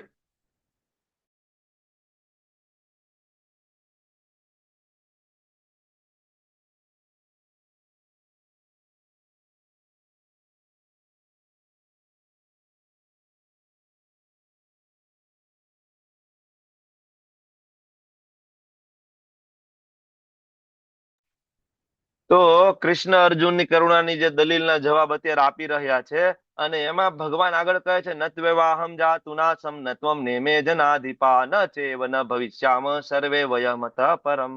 એવું ક્યારેય ન હતું કે જ્યારે હું ના રહ્યો હોઉં કે તું ના રહ્યો હોય અથવા તો આ બધા રાજાઓ ના રહ્યા હોય, એવું પણ નથી કે ભવિષ્યમાં આપણે બધા નહીં હોઈએ. ખૂબ સુંદર મજાની ફિલોસોફી આની અંદર સમજાવવામાં આવી છે. અને આ શ્લોકની અંદર સૌથી મહત્વના બે મુદ્દા શ્રીલ પ્રભુપાદજી આપણને ઇનડાયરેક્ટલી ભાવાર્થ, આનો કે થોડો પેચીદો ભાવાર્થ છે, તમે લોકો વાંચજો, હું તમને ઓવરવ્યુ આપીશ ભાવાર્થનું. પણ બે મહત્વની વસ્તુ એ છે અહીંયા જે કહેવામાં આવી છે કે એક તો ભગવાન અને આપણે અલગ અલગ છીએ. એવું ક્યારેય ન હતું કે હું ના રહ્યો હોય, એટલે કે કૃષ્ણ. એનો મતલબ એવો કે કૃષ્ણ પહેલા પણ હતા, કૃષ્ણ અત્યારે પણ છે, અને કૃષ્ણ આગળ પણ રહેશે. એટલે કોઈ એમ કે કૃષ્ણનો જન્મ દ્વાપર યુગમાં થયો હોય, તો અહીંયા કૃષ્ણ બહુ ક્લિયરલી કહે છે હું પહેલા પણ હતો, અત્યારે છું, પણ આગળ પણ રહીશ. બીજું, ભગવાનનું અસ્તિત્વ છે, સનાતન છે, કોઈ જન્મ નથી, એમ આપણું પણ અસ્તિત્વ એવું છે, સનાતન છે, બરાબર. અને બીજું, આની અંદર ભગવાને પોતાની આઈડેન્ટિટી અને આપણી આઈડેન્ટિટી બે જુદી જુદી કહી છે. હું ના રહ્યો હોય કે તું ના રહ્યો હોય, તું પણ પેલા હતો, અત્યારે છો, આગળ હઈશ. હું પણ પેલા હતો, અત્યારે છું અને આગળ હઈશ. ભગવાન જુદા છે, જીવ છે જુદો છે. તો જીવ કોઈ દિવસ ભગવાન બની શકતો નથી. આ બે મહત્વના મુદ્દા, કે ભગવાન શાશ્વત છે, સનાતન છે, પેલા પણ હતા, આજે છે, આગળ પણ રહેવાના છે. અને બીજું, જીવ ક્યારે ભગવાન બની શકતો નથી. અદ્વૈત સિદ્ધાંત જે છે, માયાવાદ છે, એનું ખંડન અહીંયા કરવામાં આવ્યું છે આ શ્લોકની અંદર, બરાબર. અર્જુન શોક કરી રહ્યા છે ને કે બધા મરી જશે. ભગવાન કે કોણ મરી જશે ભાઈ? બધા તો હતા, છે અને રહેશે, બરાબર. જે મરી જશે ને એ પણ રહેશે, અને જે જીવતા છે ને એ પણ રહેશે. એકચ્યુઅલી કૃષ્ણ અહીંયા અર્જુનને જ્ઞાન શાસ્ત્ર મુજબ સમજાવી રહ્યા છે. ધર્મશાસ્ત્ર થી ઉપર પણ જ્ઞાન શાસ્ત્ર છે, એટલે અર્જુન ભગવાને સમજાવી રહ્યા છે. અર્જુને કહ્યું હતું ને કે ધર્મશાસ્ત્ર પ્રમાણે બધા સગાઈઓ અને આતતાઈઓ હોય ને ભગવાન, તો એને મારી ના શકાય. અર્થશાસ્ત્ર પ્રમાણે મારી શકાય, એના ઉપર ધર્મશાસ્ત્ર છે. તો ભગવાન કે એના ઉપર જ્ઞાન શાસ્ત્ર છે, તો તને સમજાવું ને ભાઈ, બરાબર. જ્ઞાન શાસ્ત્ર પ્રમાણે તો એવું થાય કે આ બધા શરીર નથી ને આ બધા આત્મા છે, બરાબર. અને જ્યારે કોઈ વ્યક્તિ એવું સમજી લે કે આ શરીર નથી અને આત્મા છે, અને જ્યારે એ વ્યક્તિ ભગવાનની પ્રસન્નતા માટે એનો વધ કરે છે, તો એને કોઈ પણ પ્રકારનું પાપ લાગતું નથી. આત્મા છે એવું સમજીને, ખાલી સમજવું પૂરતું નથી, એવું રિયલાઇઝેશન પણ થવું જોઈએ. નહીતર તો આનો ઊંધો અર્થ એવો પણ થાય ને, બરાબર. કોઈ વ્યક્તિ એમ કે હા તો ઠીક છે ભાઈ, સામે વાળાને સમજી લે કે ભાઈ આ તો આત્મા છે ને શરીર નથી, મારી નાખો, મર્ડર કરી નાખો. ભગવાને તો કીધું છે આ તો પેલા હતો ને અત્યારે છે ને આગળ રહેશે, તો મર્ડર તો કઈ થયું નથી, બરાબર. કોકની ઘરે જઈને ચોરી કરી આવો તો કે ભાઈ આ તો શરીર નથી, આ તો આત્મા છે, હું તો આત્માની ઘરે ચોરી કરવા જાઉં છું, બરાબર. નહીં, આત્મા સમજવું એનો મતલબ એવો કે ચેતના એટલી ઉન્નત થઈ જવી કે વ્યક્તિ શરીરને જોતો જ નથી. અને જ્યારે આ લક્ષણ કોઈનામાં હોય, આત્મજ્ઞાની વ્યક્તિ, તો પેલું લક્ષણ એનામાં આવે કે વ્યક્તિ કોઈ દિવસ અધર્મ ના કરે. ભગવાન અલગ અલગ શાસ્ત્રોમાંથી અર્જુનને સમજાવે છે. 5 મહત્વના શાસ્ત્ર તમને લોકોને ખ્યાલ છે. કયા 5 શાસ્ત્ર? આની પહેલા પણ આપણે 2 વખત ચર્ચા થઈ ગઈ છે. 5 મહત્વના શાસ્ત્ર, રેઝ યોર હેન્ડ. રાધિકા માતાજી બોલો, કયા 5 શાસ્ત્ર? પેલો હાથ ઊંચો થાય એને હું ચાન્સ આપું છું, બોલો. ધર્મ, અર્થ, કામ, મોક્ષ અને ભક્તિ. ધર્મ, અર્થ, કામ, મોક્ષ. મોક્ષ એટલે જ્ઞાન શાસ્ત્ર પણ થાય, બીજું નામ. ધર્મ, અર્થ, કામ, જ્ઞાન અને ભક્તિ. ભગવાન આ અર્જુનને સમજાવે છે. એકચ્યુઅલી આ એક શ્લોક છે, ઇટ્સ લાઈક કોયડા જેવો શ્લોક છે, કે હું પેલા પણ હતો, અત્યારે છું, આગળ પણ રહીશ, બધા હતા, છે અને રહેશે, બરાબર. તો એવું કંઈક છે જે કે શાશ્વત છે, ભગવાન એની વાત કરે છે. શરીર સિવાયની ભગવાન એ વાત કરી રહ્યા છે, બરાબર. આ શ્લોકનો જે ભાવાર્થ જે છે એમાં પ્રભુપાદે હમણાં આપણે વાત કરી ને કે બે મુખ્ય વિષય, ભગવાન શાશ્વત છે અને બીજું જીવ કોઈ દિવસ ભગવાન બની નથી શકતો, બરાબર, એટલે માયાવાદ. તો માયાવાદનું ખંડન અહીંયા ભાવાર્થમાં કર્યું છે. તમે લોકો ભાવાર્થ વાંચજો, બરાબર, સમજવાની કોશિશ કરજો. ક્યાંય ના સમજાય તો પછી કહેજો, તો આગળ ચર્ચા કરશું. પેલો જે પેરેગ્રાફ છે ભાવાર્થનો, એમાં કઠોપનિષદ અને શ્વેતાસર ઉપનિષદનો રેફરન્સ આપીને પ્રભુપાદે સમજાવે છે કે ભગવાન નિત્ય છે, નિત્યો નિત્યાનામ ચેતનશ્ચ ચેતનાનામ. પહેલી વસ્તુ. બીજો જે પેરેગ્રાફ છે એની અંદર ભગવાન સમજાવે છે કે જીવ પણ નિત્ય છે, જીવ નિત્ય છે. બીજા પેરેગ્રાફની અંદર એ સમજાવે છે. પેરેગ્રાફ નંબર 3 જે છે એ પેરેગ્રાફ ખૂબ મહત્વનો છે. જેને મગજની એક્સરસાઇઝ કરવી હોય થોડી, માયાવાદ શું છે, તો એ વાંચજો. થોડુંક ગોટાળે ચડી જવાય જો ના સમજાય તો. એ પેરેગ્રાફ નંબર 3, કે આત્મા વિલીન થઈ શકે, શું જીવ કોઈ દિવસ ભગવાન બની શકે, બરાબર, એ માયાવાદી જે સિદ્ધાંત છે એનું ખંડન શ્રીલ પ્રભુપાદે 3 નંબરના પેરેગ્રાફમાં કર્યું છે. લોકો વાંચજો, પછી ક્યાંક ના સમજાય તો આપણે ચર્ચા કરીશું આગળ, બરાબર. પણ બે મહત્વના સિદ્ધાંત અહીંયા, કે જીવ કોઈ દિવસ ભગવાન ના બને અને ભગવાન છે શાશ્વત છે. ભગવાન પેલા પણ હતા, અત્યારે છે અને આગળ પણ રહેશે. તો આગળ પણ રહેશે. આજે શાશ્વત જે વાત કરી રહ્યા છો એ શેની વાત કરી રહ્યા છો, બરાબર. એટલે ભગવાન આગળ કહે છે, દેહિનોસ્મિન યથા દેહે કૌમારમ યૌવનમ જરા તથા દેહાંતર પ્રાપ્તિ ધીરસ્તત્ર ન મુહ્યતિ. ભગવાન હવે સમજાવે છે કે જેવી રીતે દેહધારી આત્મા વર્તમાન શરીરમાં કુમારા અવસ્થામાંથી યુવા અવસ્થામાં અને પછી વૃદ્ધાવસ્થામાં એમ નિરંતર પસાર થતો રહે છે, તેવી રીતે મૃત્યુ પછી આત્મા બીજા શરીરમાં પ્રવેશે છે. ધીર પુરુષ આવા પરિવર્તનથી મૂંઝાતો નથી. ધીર, પ્રભુપાદી બીજા નંબરના પેરેગ્રાફમાં ધીર એટલે સોબર. કૃષ્ણ અર્જુનને કહે છે, આ આઈ થિંક તમને એલોટ કર્યો છે હિરલ માતાજી. ઓકે, એકચ્યુઅલી 8:59 થઈ ગઈ છે. ચાલો અત્યારે જ બ્રેક લઈ લઈએ. 9:03 બ્રેક પૂરો થઈ જશે. એનીબડી રેડી ફોર કીર્તન? 3-4 મિનિટનું શોર્ટ કીર્તન. તમે લોકો ફ્રેશ થઈ જાવ, બાયોલોજીકલ બ્રેક છે. પાણી બાણી પીને ફ્રેશ થઈને પાછા આવી જાવ. થોડી મગજની કસરત થઈ હશે, બરાબર. પાણી પીને પાછા આવી જાવ, પાછા ફ્રેશ થઈ જાવ. ચાલો, anybody ready for Kirtan? Yes, ચાલો. હેમ સુંદરી માતાજી, તમે રેડી છો કીર્તન માટે? એનરેજ કર્યો છે? Yes please, over to you. નમો વિષ્ણુપાદાય કૃષ્ણપૃષ્ઠાય ભૂતલે શ્રીમતે ભક્તિ વેદાંત સ્વામી નામિને તે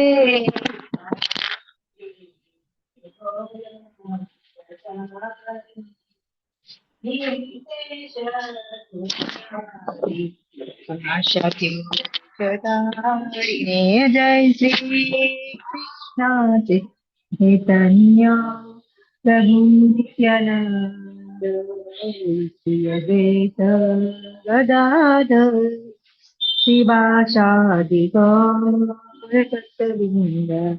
હરે કૃષ્ણ કૃષ્ણ કૃષ્ણ હરે હરે, હરે રામ રામ રામ હરે હરે, હરે કૃષ્ણ કૃષ્ણ કૃષ્ણ હરે હરે, હરે રામ રામ રામ હરે હરે. હરે કૃષ્ણ કૃષ્ણ કૃષ્ણ હરે હરે, હરે રામ રામ રામ હરે હરે. હરે કૃષ્ણ કૃષ્ણ કૃષ્ણ હરે હરે, હરે રામ રામ રામ હરે હરે. હરે કૃષ્ણ કૃષ્ણ કૃષ્ણ હરે હરે, હરે રામ રામ રામ હરે. હરે Krishna Krishna Krishna Hare Hare Hare Rama Rama Rama Hare Hare Krishna Krishna Krishna Hare Hare Rama Rama Rama Hare Hare Krishna Krishna Krishna Hare Hare Hare Rama Rama Hare Hare Hare Krishna Krishna Krishna Hare Hare Hare Rama Rama Hare Hare Hare Krishna Krishna Krishna Hare Hare Hare Rama Rama Rama Hare Hare Hare Krishna Krishna Krishna Hare Hare Hare Rama Rama Rama Hare Hare Hare Krishna Krishna Krishna Hare Hare Rama Rama Rama Hare Hare Hare Krishna Krishna Krishna Hare Hare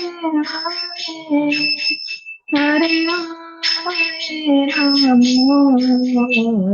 Rama Hare Hare Hare Krishna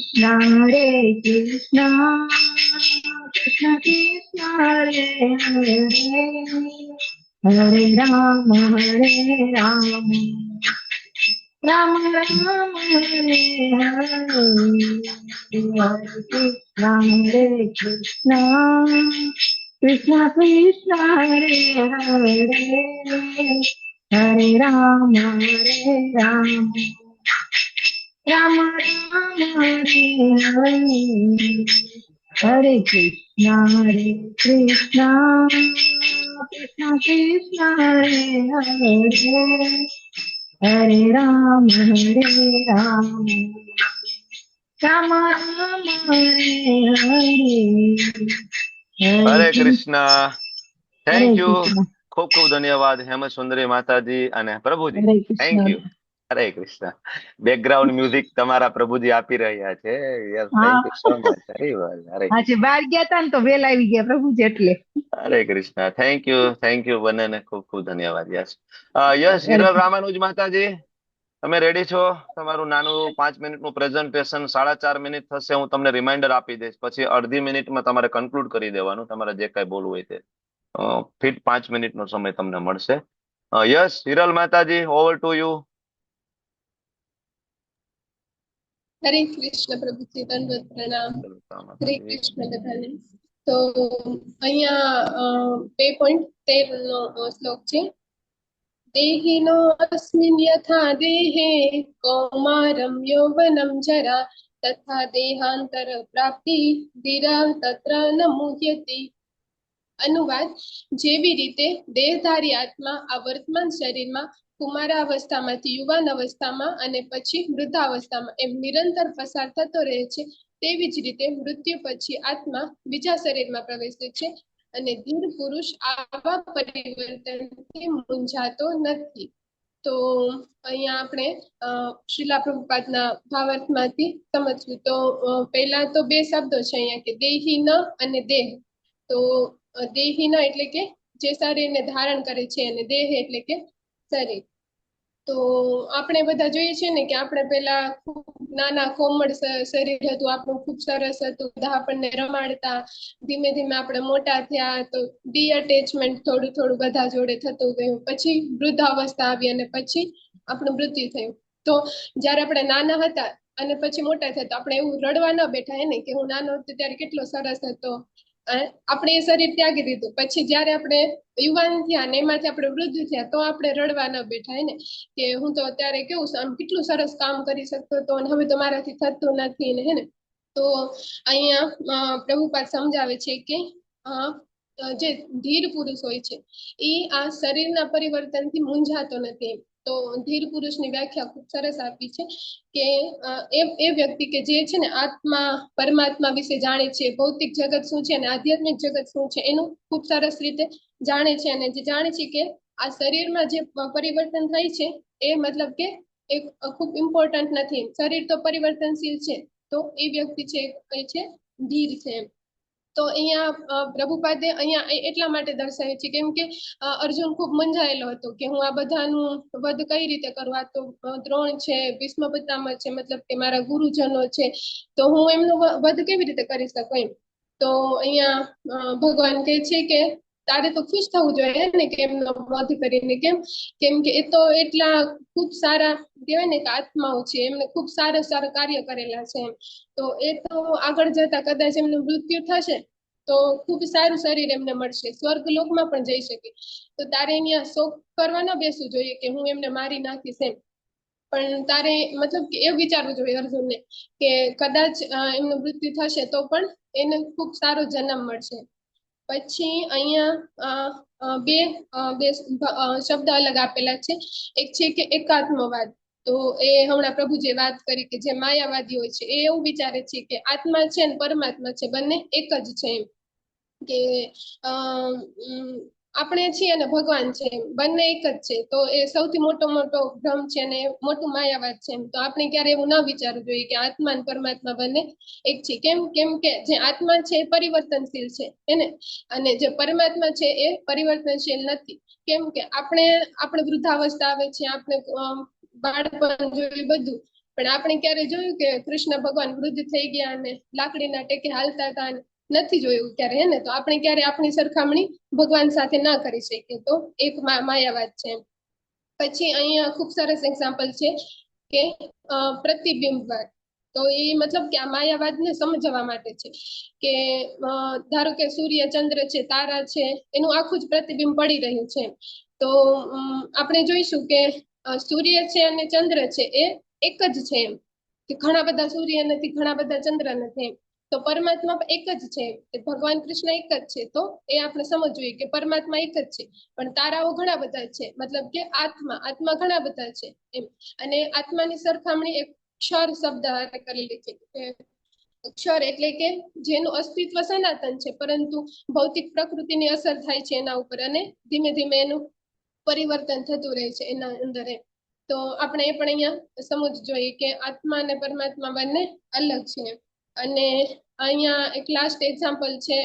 ભગવાન એમ કે છે કે જે લોકો એવું સમજે છે કે આત્મા અને પરમાત્મા એક જ છે, તો એને જોવું જોઈએ કે અહીંયા અર્જુન છે એ ભગવાનનો હરે શિષ્ય કૃષ્ણ. બન્યો છે, અને કન્ક્લુડ. ભગવાન છે. યસ પ્રભુ. હા, તો અને જે ભગવાન છે એમના ઉપદેશક બન્યા છે. તો જો એ બંને સમાન જ હોય, મતલબ કે ભગવાન અને જે ઉપદેશ લેનાર છે સમાન જ હોય, તો કોઈ ડિફરન્સ જ ના હોવો જોઈએ. તો બંને ઉપર માયાની અસર થવી જોઈએ, એ પણ મોહિત થવા જોઈએ, એ પણ રડતા હોવા જોઈએ ને. પણ એવું નથી થતું. તો અહીંયા જે ગુરુ શિષ્ય પરંપરા સ્થાપિત કરી છે અને જે દર્શાવ્યું છે કે ભગવાન ઉપદેશક છે અને અર્જુન છે એ ઉપદેશ ગ્રહણ કરનાર છે. હરે હરે કૃષ્ણ. કૃષ્ણ. Thank you. ખૂબ ખૂબ ધન્યવાદ. ખૂબ સુંદર માતાજી. ઓલમોસ્ટ પ્રભુપાદનો ભાવાર્થમાંથી સરસ તમે બધા જ મુદ્દા સરસ રીતના કવર કર્યા છે. એકાત્મવાદનો જે સિદ્ધાંત, માયાવાદી સિદ્ધાંત, પ્રભુપાદ એ જ ભાવાર્થમાં કન્ટિન્યુ રાખે છે. આગળના ભાવાર્થમાં જે માયાવાદનું ખંડન કરી રહ્યા છે, સેમ વસ્તુ અહીંયા એ જ માયાવાદનું ખંડન કરી રહ્યા છે. બરાબર.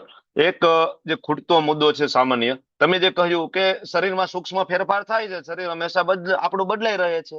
બાળકમાંથી આપણે યુવાન થયા તો આપણે દુઃખી થયા કે પેલા હું બાળક હતો, નવો યુવાન બની ગયો. બરાબર. યુવાનમાંથી વૃદ્ધ થાય, પણ આ જે ફેરફાર જે છે, બરાબર, એ ચાલુ રહે છે ધીમે ધીમે ધીમે ધીમે, અને એક વખત કમ્પ્લીટલી ફેરફાર થઈ જાય છે, શરીર બદલાઈ જાય છે. બરાબર. તો આપણે આ નાના નાના જે ફેરફાર છે એને તો આપણે સ્વીકાર કરીએ છીએ. બાળકમાંથી યુવાન બનીએ, યુવાનમાં. મારો અવાજ આવે છે કે મારું નેટવર્ક વીક છે? મને તમારા વિડીયો થોડા પોઝ દેખાય. Thank you. Thank you. તો આ નાના નાના પરિવર્તન તો આપણે સ્વીકારીએ છીએ સરળતાથી, પણ મોટું પરિવર્તન જે છે આપણાથી સ્વીકારાતું નથી. મૃત્યુ. જયારે આ શરીર છે વૃદ્ધ થઈ જાય છે, ક્ષીણ થઈ જાય તો બદલી જાય છે, બરાબર. એટલે જે રીતના માતાજીએ કીધું કે દેહ અને દેહી આ બે જે શબ્દ છે બહુ મહત્વના છે. એના વિશેનો ડિફરન્સ આપણે સમજવો જોઈએ. અને એ જે સમજે એને કહેવાય ધીર, ધીર પુરુષ, બરાબર. તો અર્જુન કહે, બરાબર, ભગવાનને કે કૃષ્ણ, નાનપણથી જ આ શરીર સાથે હું રહ્યો છું. તમે કહો છો કે આ શરીર નથી, આત્મા છે, ગુરુ દ્રોણ ને ભીષ્મ, પણ હું તો નાનપણથી આ શરીર સાથે રહ્યો છું ને. મને તો શરીર સાથે લગાવ છે ને. એને મને પ્રેમ આપ્યો છે, આશીર્વાદ આપ્યા છે ને, મને આલિંગન આપ્યું છે. હું એને સાથે રહ્યો છું, અને કેમ ભૂલી શકું આ શરીરને? એટલે ભગવાન જવાબ આપે છે, માત્ર સ્પર્શાસ્તુ કૌંતેય શીતોષ્ણ સુખ દુઃખદા આગમા પાયનો નિત્યાતામ તિતિક્ષવ ભારત. તો હે કુંતી પુત્ર, સુખ અને દુઃખનું ક્ષણિક આવવું અને કાળાંતરે તેનું અદ્રશ્ય થવું શિયાળા તથા ઉનાળાની ઋતુઓના આવવા તથા જવા સમાન છે. હે ભરતવંશી, તેઓ ઇન્દ્રિય અનુભૂતિમાંથી જન્મે છે અને મનુષ્ય તેમને અસ્વસ્થ થયા વિના સહન કરતા શીખવું જોઈએ. સહન કરવું જોઈએ, સહિષ્ણુ થવું જોઈએ. ભગવાન શરૂઆત અહીંથી કરે છે ભગવદ્ ગીતામાં. જે શરૂઆતની જે ટીચિંગ્સ જે છે, બરાબર, ત્યાંથી આપણને શીખડાવે છે સહન કરતા શીખવું. પ્રભુપાદ ભાવાર્થની અંદર જે એક્ઝામ્પલ આપે છે, શિયાળો અને ઉનાળો, માઘ મહિનો હોય, શિયાળાની અંદર ઠંડા પાણીમાં સ્નાન કરતા હોય. તમને લોકોને ખ્યાલ હશે કે આપણા અહીંયા જે ઠંડી પડે એના કરતા વૃંદાવનમાં ઠંડી બહુ વધારે પડતી હોય છે, તીવ્ર ઠંડી પડે.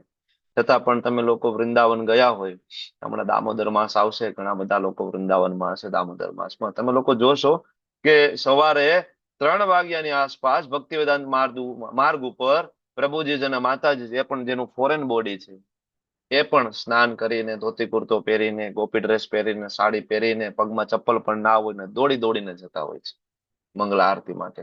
કારણ કે તમને ખબર હશે ને કે વૃંદાવનમાં મંગલા આરતી વહેલી ચાલુ થાય. જનરલી બધી જગ્યાએ 4:30, પણ વૃંદાવનમાં ક્યારે ચાલુ થાય? સંસાર દાવા કેટલા વાગે બોલો? 4:10. 4:10 ઓલમોસ્ટ 1-2 મિનિટ આગળ પાછળ હોય તો 4:10. કારણ કે ત્યાં સંસાર દાવા કોની સામે ગાવામાં આવે છે? પ્રભુપાદની સામે. તો ભગવાનની સામે કઈ આરતી ગાવામાં આવે છે?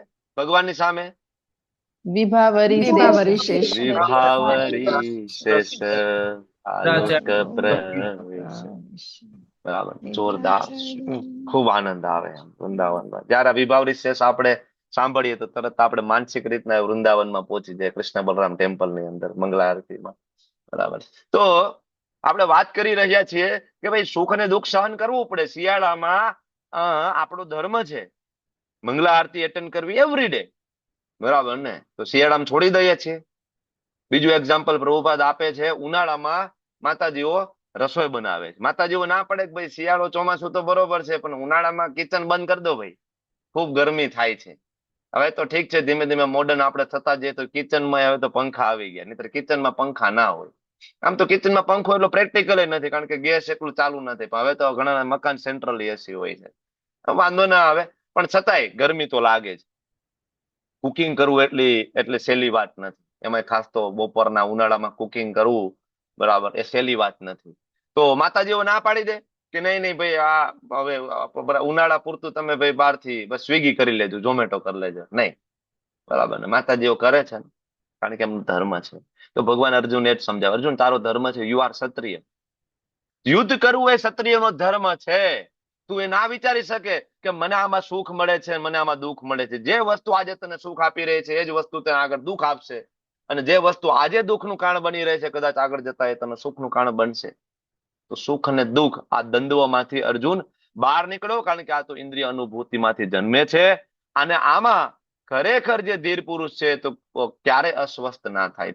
તો ભગવાન અર્જુનને 2 નામથી સંબોધન કરે છે આ શ્લોકની અંદર, કૌંતેય અને ભારત. કૌંતેય એટલે એની માતૃપક્ષ. શ્રીલ પ્રભુપાદજીનો પેરેગ્રાફ નંબર 2 ભાવાર્થની અંદર, હું એ લેતો જાઉં છું ક્રમ અનુસાર, ભાવાર્થ પણ તમે વાંચતા જજો, બરાબર.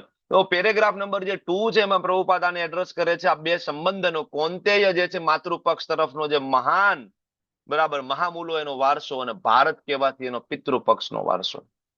કૌંતેય એટલે માતૃપક્ષ કયો? બરાબર, તારા માતા કુંતી મહારાણી શું કરતા? She is pure devotee. વિચલિત થયા એ ને જીવનમાં કેટલી મુશ્કેલી આવે છે, તું ખાલી તારી માતાના જીવનમાં જોઈ લે ને, જન્મથી લઈને આજ સુધી કેટલી. વિચલિત નથી થયા એ. બરાબર, હંમેશા એને યાદ રાખ્યું છે કે હું કોણ છું.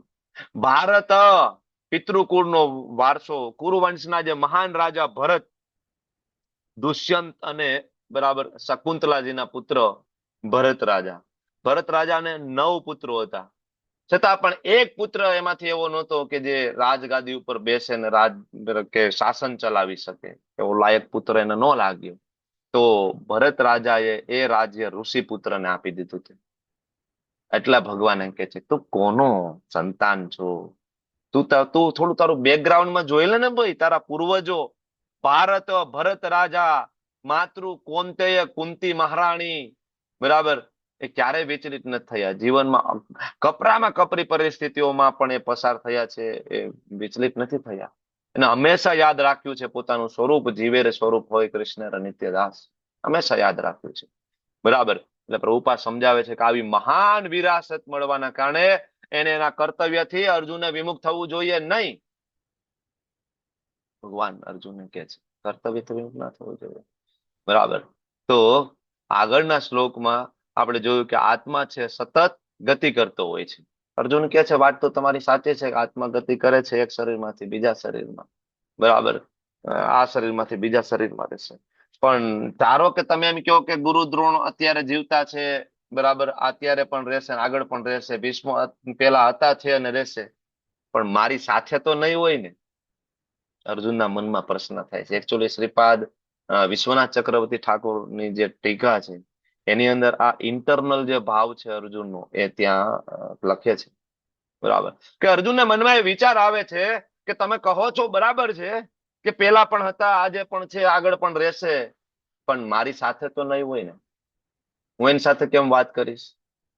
બરાબર, મને એનો પ્રેમ તો નહીં મળે ને. હું મારા ભીષ્મ, મારા દાદાને મારી નાખીશ, બરાબર, એનો બીજો જન્મ થશે, બરાબર, પણ મને પ્રેમ તો નહીં મળે ને એનો.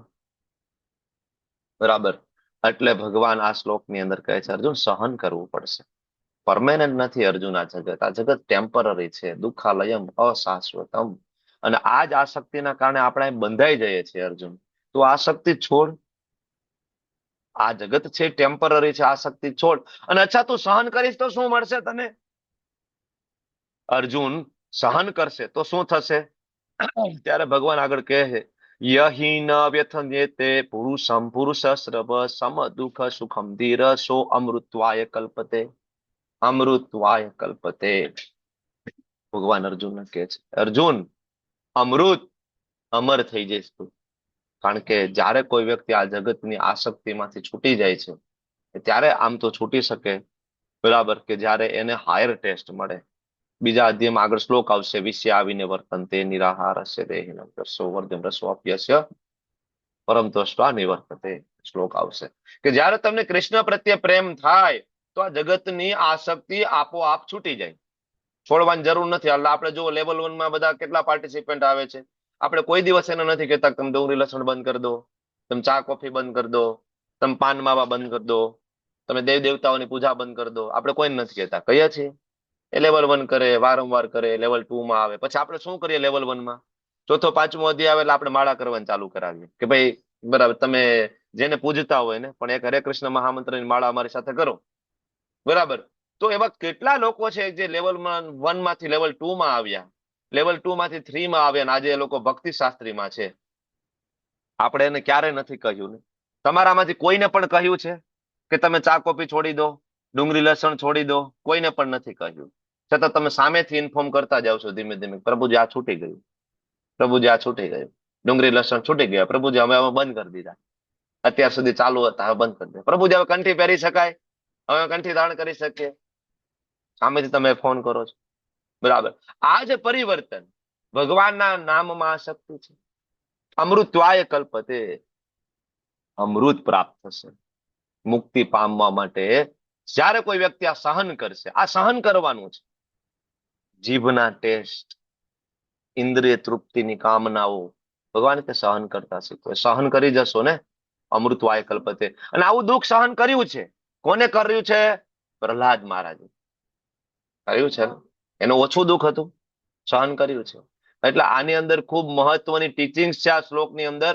સહન કરતા શીખવું જોઈએ. સહન શક્તિ નહીં હોય તો આધ્યાત્મિક જીવનમાં તમે આગળ નહીં વધી શકો. બહુ મુશ્કેલ છે. ઘણી વખત તમારું ચાલુ ક્લાસમાં અપમાન થઈ જાય, આવું બનતું હોય છે. ઘણી વખત ભરી સભામાં તમારું અપમાન થઈ જાય. એકચ્યુઅલી એમાં માયાદેવી ટેસ્ટ રડાડતા હોય, સહન શક્તિ આવી કે નહીં, આવી કે નહીં, આવી કે નહીં, આવી કે નહીં, આવું. બરાબર. તો સહન શક્તિ જ્યાં નહીં હોય તો આધ્યાત્મિક જીવનમાં આગળ નહીં વધી શકાય. હજારો એક્ઝામ્પલ છે. હરિદાસ ઠાકોરજી, નામાચાર્ય શ્રી હરિદાસ ઠાકોર, પ્રહલાદ મહારાજ, બરાબર, સહન શક્તિના બેસ્ટ એક્ઝામ્પલ. અમરીશ મહારાજ શ્રીમદ ભાગવતમ માંથી, બરાબર. વ્યક્તિ જેટલો વધારે સહનશીલ હશે તેટલો વધારે આધ્યાત્મિક હશે. મેં તમને એક પ્રસંગ કીધો હતો, ખબર છે તમને? મારા ગુરુ મહારાજ જોલીને જયપતાકા સ્વામીજી મહારાજનો બંગાળમાં, કોલકાતામાં એક વખત ગુરુ મહારાજ પ્રચાર કરતા હતા શરૂઆતના સમયમાં, બરાબર. અને એમની સાથે ઘણા બધા હતા, એમના ગુરુભાઈ અને બીજા, બરાબર, જુનિયર ડિવોટીઝ. તો પોલીસ વાળાએ એમને રોક્યા પ્રચાર કરવા માટે, બરાબર. તો બીજા ભક્તો આપણા જેવા નવા નવા હોય ને, સહન શક્તિ તો હોય નહીં, બરાબર. તો પોલીસ વાળાની સામે, બરાબર, તો પોલીસ વાળાએ પકડી લીધા એમને, બરાબર. પોલીસ વાળા કે બધું બંધ કરો, તમારું ઇસ્કોન વાળું કઈ ના જોવે. કારણ કે ઓલા ભક્તો થોડા ઉગ્ર થઈ ગયા સામે. મારા ગુરુ મહારાજને ખબર પડી કે આવું થયું છે, બરાબર. મારા ગુરુ મહારાજ સંન્યાસ દીક્ષા થઈ ગઈ હતી ત્યારે મારા ગુરુ મહારાજને ખબર પડી તો એ દોડીને ગયા અને જોયું કે પોલીસ વાળા છે બદતમીજી કરી રહ્યા છે બીજા ભક્તો સાથે. મારા ગુરુ મહારાજે ત્યાં જઈને કાંઈ ના કર્યું. શું કર્યું? સીધું જઈને દંડવત પ્રણામ, પોલીસ વાળાના પગમાં દંડવત પ્રણામ, બરાબર. સીધા દંડની જેમ સીધા સોઈ જ ગયા, રોડ ઉપર, ડામર રોડ ઉપર, સીધા સોઈ ગયા. ઓલા પોલીસ વાળા બધા બીજા જેટલા હતા, બરાબર, બધા અવાચક થઈ ગયા કે એક આ સેફરોનમાં છે, માથે મુંડન છે, શિખા છે, સંન્યાસ દંડ લીધો છે, બરાબર, પગમાં ચપ્પલ પણ નથી, બરાબર. ને આ વ્યક્તિ કે દોડીને આવીને સીધું, બરાબર, સીધા દંડવત કરે છે. એ અમને પોલીસ વાળાને હાથ પકડીને ઉભા કર્યા, ક્ષમા માગી. મારા ગુરુ મહારાજે ક્ષમા માગી કે ભાઈ અમારા ભક્તોથી કઈ ભૂલ થઈ ગઈ હોય તો ક્ષમા કરી દો, માફ કરી દો, બરાબર. પોલીસ વાળા એટલા બધા અભિભૂત થઈ ગયા મહારાજના વર્તનથી, પછી પોલીસ વાળાએ ક્યારેય રોક્યા નથી એકચ્યુઅલી કોલકાતામાં પ્રચાર કરવામાં, નેવર, ક્યારેય, બરાબર. તો આ છે સહન કરતા શીખવું પડે. આપણે નાની નાની વાતમાં ડિસ્ટર્બ થઈ જાય છે તો આત્મજ્ઞાન આપણને ક્યાંથી આવશે, બરાબર. એટલા માટે ભગવાન કહે છે જે પુરુષ સુખ અને દુઃખમાં વિચલિત થતો નથી, બંનેમાં સમાન રહે છે, મુક્તિ પામવા માટે સર્વથા. મુક્તિ કોને મળે એના માટે આ અહીંયા છે પ્રભુપાદી તાત્પર્યમાં આપે છે, બરાબર. વાંચો તમે, ભાવાર્થ વાંચો. હરે Krishna. Rays your hand. Yes, ભવ સિંધુ પ્રભુ, ઓવર ટુ યુ. હરે કૃષ્ણ પ્રભુ. હરે કૃષ્ણ પ્રભુ. જે મનુષ્ય આધ્યાત્મિક સાક્ષાત્કારની ઉચ્ચ અવસ્થા પ્રાપ્ત કરવા માટે કૃત નિશ્ચયી છે અને સુખ તથા દુઃખના પ્રહારો સમભાવે સહન કરી શકે છે, તે નિસંદેહ મુક્તિ મેળવવા પાત્ર છે. વર્ણાશ્રમ ધર્મમાં જીવનની ચોથી અવસ્થા અર્થાત સંન્યાસ આશ્રમ કષ્ટ સાધ્ય અવસ્થા છે. પરંતુ જે મનુષ્ય પોતાના જીવનને ખરેખર પૂર્ણ બનાવવા ઈચ્છે છે, તે સર્વ મુશ્કેલીઓ હોવા છતાં સંન્યાસ આશ્રમ અવશ્ય ગ્રહણ કરે છે. આ મુશ્કેલીઓ કુટુંબ સાથેનો સંબંધ કાપી નાખવાથી અને પત્ની તથા સંતાનો સાથેના સંબંધોનો ત્યાગ કરવાથી ઉત્પન્ન થાય છે. પરંતુ જો કોઈ આ મુશ્કેલીઓને સહન કરી લેશે તો તેના માટે આધ્યાત્મિક સાક્ષાત્કારનો માર્ગ મોકળો થઈ જાય છે. તેવી જ રીતે અર્જુનને જે પોતાના કુટુંબીજનો તથા અન્ય પ્રિયજનો સાથે યુદ્ધ કરવાનું મુશ્કેલ જણાતું હોય તો પણ તેને તેના ક્ષત્રિય ધર્મના પાલનમાં દ્રઢ રહેવું જોઈએ એવો અનુરોધ કરવામાં આવ્યો છે. ભગવાન શ્રી ચૈતન્ય મહાપ્રભુએ 24 વર્ષની ઉંમરે સંન્યાસ ગ્રહણ કર્યો હતો અને તેમના આશ્રિતો, યુવાન, પત્ની તથા વૃદ્ધ માતાની સંભાળ રાખનાર કોઈ હતું નહીં. તેમ છતાં ઉચ્ચતર ઉદ્દેશ માટે તેમણે સંન્યાસ ગ્રહણ કર્યો અને પોતાના કર્તવ્ય પાલનમાં દ્રઢ રહ્યા. ભૌતિક બંધનમાંથી મુક્તિ પામવાનો આ એક જ માત્ર માર્ગ છે. હરે કૃષ્ણ. હરે કૃષ્ણ પ્રભુજી. થેન્ક યુ, ખૂબ ખૂબ ધન્યવાદ પ્રભુ. પ્રભુપાદ આની અંદર સમજાવે છે આપણને આ જ વસ્તુ સહન કરવું પડશે. અને એની અંદર પ્રભુપાદ પહેલા સમજાવે છે કે કોને મુક્તિ મળશે શરૂઆતમાં, અને પછી પ્રભુપાદ સમજાવે છે કે સંન્યાસ જીવન માટે આગળ આવવું જ પડશે. સંન્યાસ જીવન માટે આગળ આવવું પડશે. સંન્યાસ આશ્રમ કષ્ટ સાધ્ય છે, પણ એક દિવસ આ ગૃહસ્થ આશ્રમ છોડવો પડશે આપણે, અને વાનપ્રસ્થ માટેની તૈયારી કરવી પડશે. વનમાં જવું, જંગલમાં જવું, પ્રેક્ટિકલ તો અત્યારે છે ને, પણ વનમાં જવું એટલે શું? પ્રભુપાદ આપણને વારંવાર સમજાવે છે.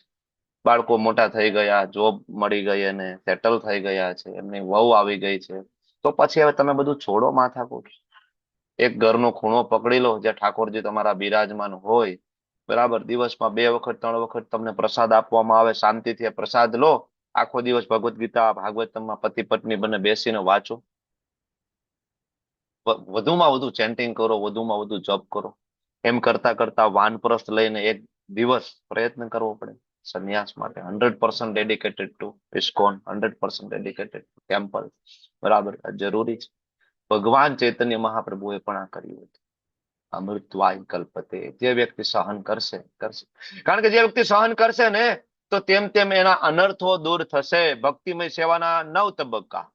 આદો, શ્રદ્ધા, તત્વો, સાધુ સંઘ વાળો શ્લોક આપણે લઈએ છીએ, ભગવદ્ ગીતામાં આપ્યો છે કે તાત્પર્યમાં શ્રી પ્રભુપાદે, બરાબર. શ્રદ્ધા હોય તો સાધુ સંઘ થાય, સાધુ સંઘથી ભજન ક્રિયા થાય, ભજન ક્રિયા થવાથી અનર્થોની નિવૃત્તિ થાય. જેવી અનર્થોની નિવૃત્તિ થશે, કામ, ક્રોધ, લોભ, મોહ, મદ, માત્સર્ય, તો નિષ્ઠા આવશે શાસ્ત્ર પ્રત્યે, ભગવાન પ્રત્યે, અને પછી આસક્તિ થશે, રુચિ થશે, ભાવ, અને અલ્ટિમેટલી પ્રેમ. તો આ 9 સ્ટેજમાંથી સૌથી લાંબુ ચાલતું જે સ્ટેજ છે એ અનર્થ નિવૃત્તિ. અનર્થ નિવૃત્તિ સૌથી લાંબુ ચાલે. આપણે બધા અત્યારે એમ જ છીએ, અનર્થ નિવૃત્તિ વાળામાં. કારણ કે આપણું શ્રદ્ધા હતી એટલે આપણે કૃષ્ણ પાસે આવ્યા, ઇસ્કોનમાં જોડાયા. સાધુ સંઘ પણ આપણને થયો, વૈષ્ણવ આપણને મળ્યા. ભજન ક્રિયા પણ આપણી રોજ થઈ રહી છે, સવારથી લઈને સાંજ સુધી. હવે આપણે ફસાણા છે એક જ સ્ટેજમાં. ક્યાં? અનર્થોની નિવૃત્તિ. પ્રભુજી ક્રોધ ઉપર હજી કંટ્રોલ નથી આવતો, પ્રભુજી ઈચ્છા ઉપર કંટ્રોલ નથી આવતો, બરાબર ને. કામ, ક્રોધ, લોભ, મદ, અનર્થ, અને સૌથી લાંબુ ચાલતું આ સ્ટેજ છે, બરાબર. એટલા માટે ભગવાન એ સમજાવે છે કે પેલા એ સમજો કે આપણે શરીર નથી, આપણે આત્મા છીએ. આટલું એવું સમજી જાવ ને, લાઇબ્રેશન, લિબરેશન વેરી, બરાબર. એટલે ભગવાન આગળના શ્લોકમાં કહે છે, ના સતો વિદ્યતે ભાવો, ના ભાવો વિદ્યતે સત, ઉભયોરપી દ્રષ્ટોંત અનયો સત્વ અનયો તત્વદર્શી તત્વદર્શી. કોણ તત્વદર્શી છે? ભગવાન અહીં સમજાવે છે. તત્વદર્શી એટલે સત્યના દ્રષ્ટાઓ. શ્રી પ્રભુપાદજી શબ્દાર્થમાં આપે છે તત્વદર્શી. સત્યના દ્રષ્ટાઓ દ્વારા એવા નિષ્કર્ષ ઉપર આવ્યા છે કે અસત શરીરનું, એટલે કે ભૌતિક શરીરનું કોઈ સ્થાયિત્વ નથી. ના સતો વિદ્યતે ભાવો, ના ભાવો વિદ્યતે સતઃ, અને સત એટલે કે આત્માનું કોઈ પરિવર્તન, ના ભાવો, એમાં કોઈ પરિવર્તન નથી. બંનેની પ્રકૃતિના અધ્યયન દ્વારા નિષ્કર્ષ ઉપર આવ્યા છે. ભગવાન અર્જુનને સમજાવે છે કે આપણા શરીર નથી, આપણે આત્મા છીએ. એ જ કન્સેપ્ટમાં ભગવાન એને વધારે ડિટેલમાં લઈ જઈ રહ્યા છે. પ્રભુપાદજી એ જ વસ્તુ સમજાવે છે. પ્રભુપાદજીનો ભાવાર્થ, તેમાં પેરેગ્રાફ નંબર 1, તેમાં પ્રભુપાદે સમજાવે છે કે જડ અને ચેતન વચ્ચેનો જે તફાવત છે, પ્રભુપાદ તે સમજાવે છે. પેરેગ્રાફ નંબર જે 2 છે શ્રી પ્રભુપાદજીનો, એમાં આત્મા અને પરમાત્મા વચ્ચેનો તફાવત અને એનો સંબંધ, એના વિશેની ત્યાં ચર્ચા છે, બરાબર. તો તત્વદર્શી કોને કહેવાય? ચાણક્ય પંડિત કહે છે કે જે આ આંખોથી જોવે ને એ પશુ સમાન છે. આ આંખોથી પશુ સમાન છે. કારણ કે બુદ્ધિમાન વ્યક્તિ આંખોથી ના જોવે, બુદ્ધિમાન વ્યક્તિ છે શાસ્ત્રની આંખોથી જોવે, એને કહેવાય તત્વદર્શી. જે વસ્તુ છે એને તત્વતઃ જોવી, એને કહેવાય તત્વદર્શી, બરાબર. સત્યને જાણવું. આપણી પોઝિશન શું છે? જીવેર સ્વરૂપ હોય કૃષ્ણ નિત્યદાસ. જયારે આપણે સમજીએ છીએ તો આપણે ધીમે ધીમે તત્વદર્શી તરફ આગળ વધી રહ્યા છીએ. આ શ્લોકની અંદર શ્રી ભગવાને એક કવિની જેમ આલંકારિક ભાષાનો ઉપયોગ કર્યો છે. ના સતો વિદ્યતે ભાવો, ના ભાવો વિદ્યતે સત. ના સતો વિદ્યતે ભાવો, આ ભાગ એટલે કે અસત ભૌતિક શરીરનું કોઈ સ્થાયિત્વ નથી, એનું વર્ણન 18મા શ્લોકમાં આવશે. ના સતો વિદ્યતે ભાવો, શરીરનું કોઈ સ્થાયિત્વ નથી, એ શ્લોક નંબર આગળ 18માં ચર્ચા થશે. ના ભાવો વિદ્યતે સતઃ, એટલે કે આત્મા જે છે, બરાબર, એમાં કોઈ પરિવર્તન નથી. એનું વર્ણન થશે આગલા 17મા શ્લોકમાં. એટલે આગળ 17 અને 18 આ જ શ્લોકને સમજાવવા માટે આના 2 ભાગ કરીને ત્યાં સમજાવશે.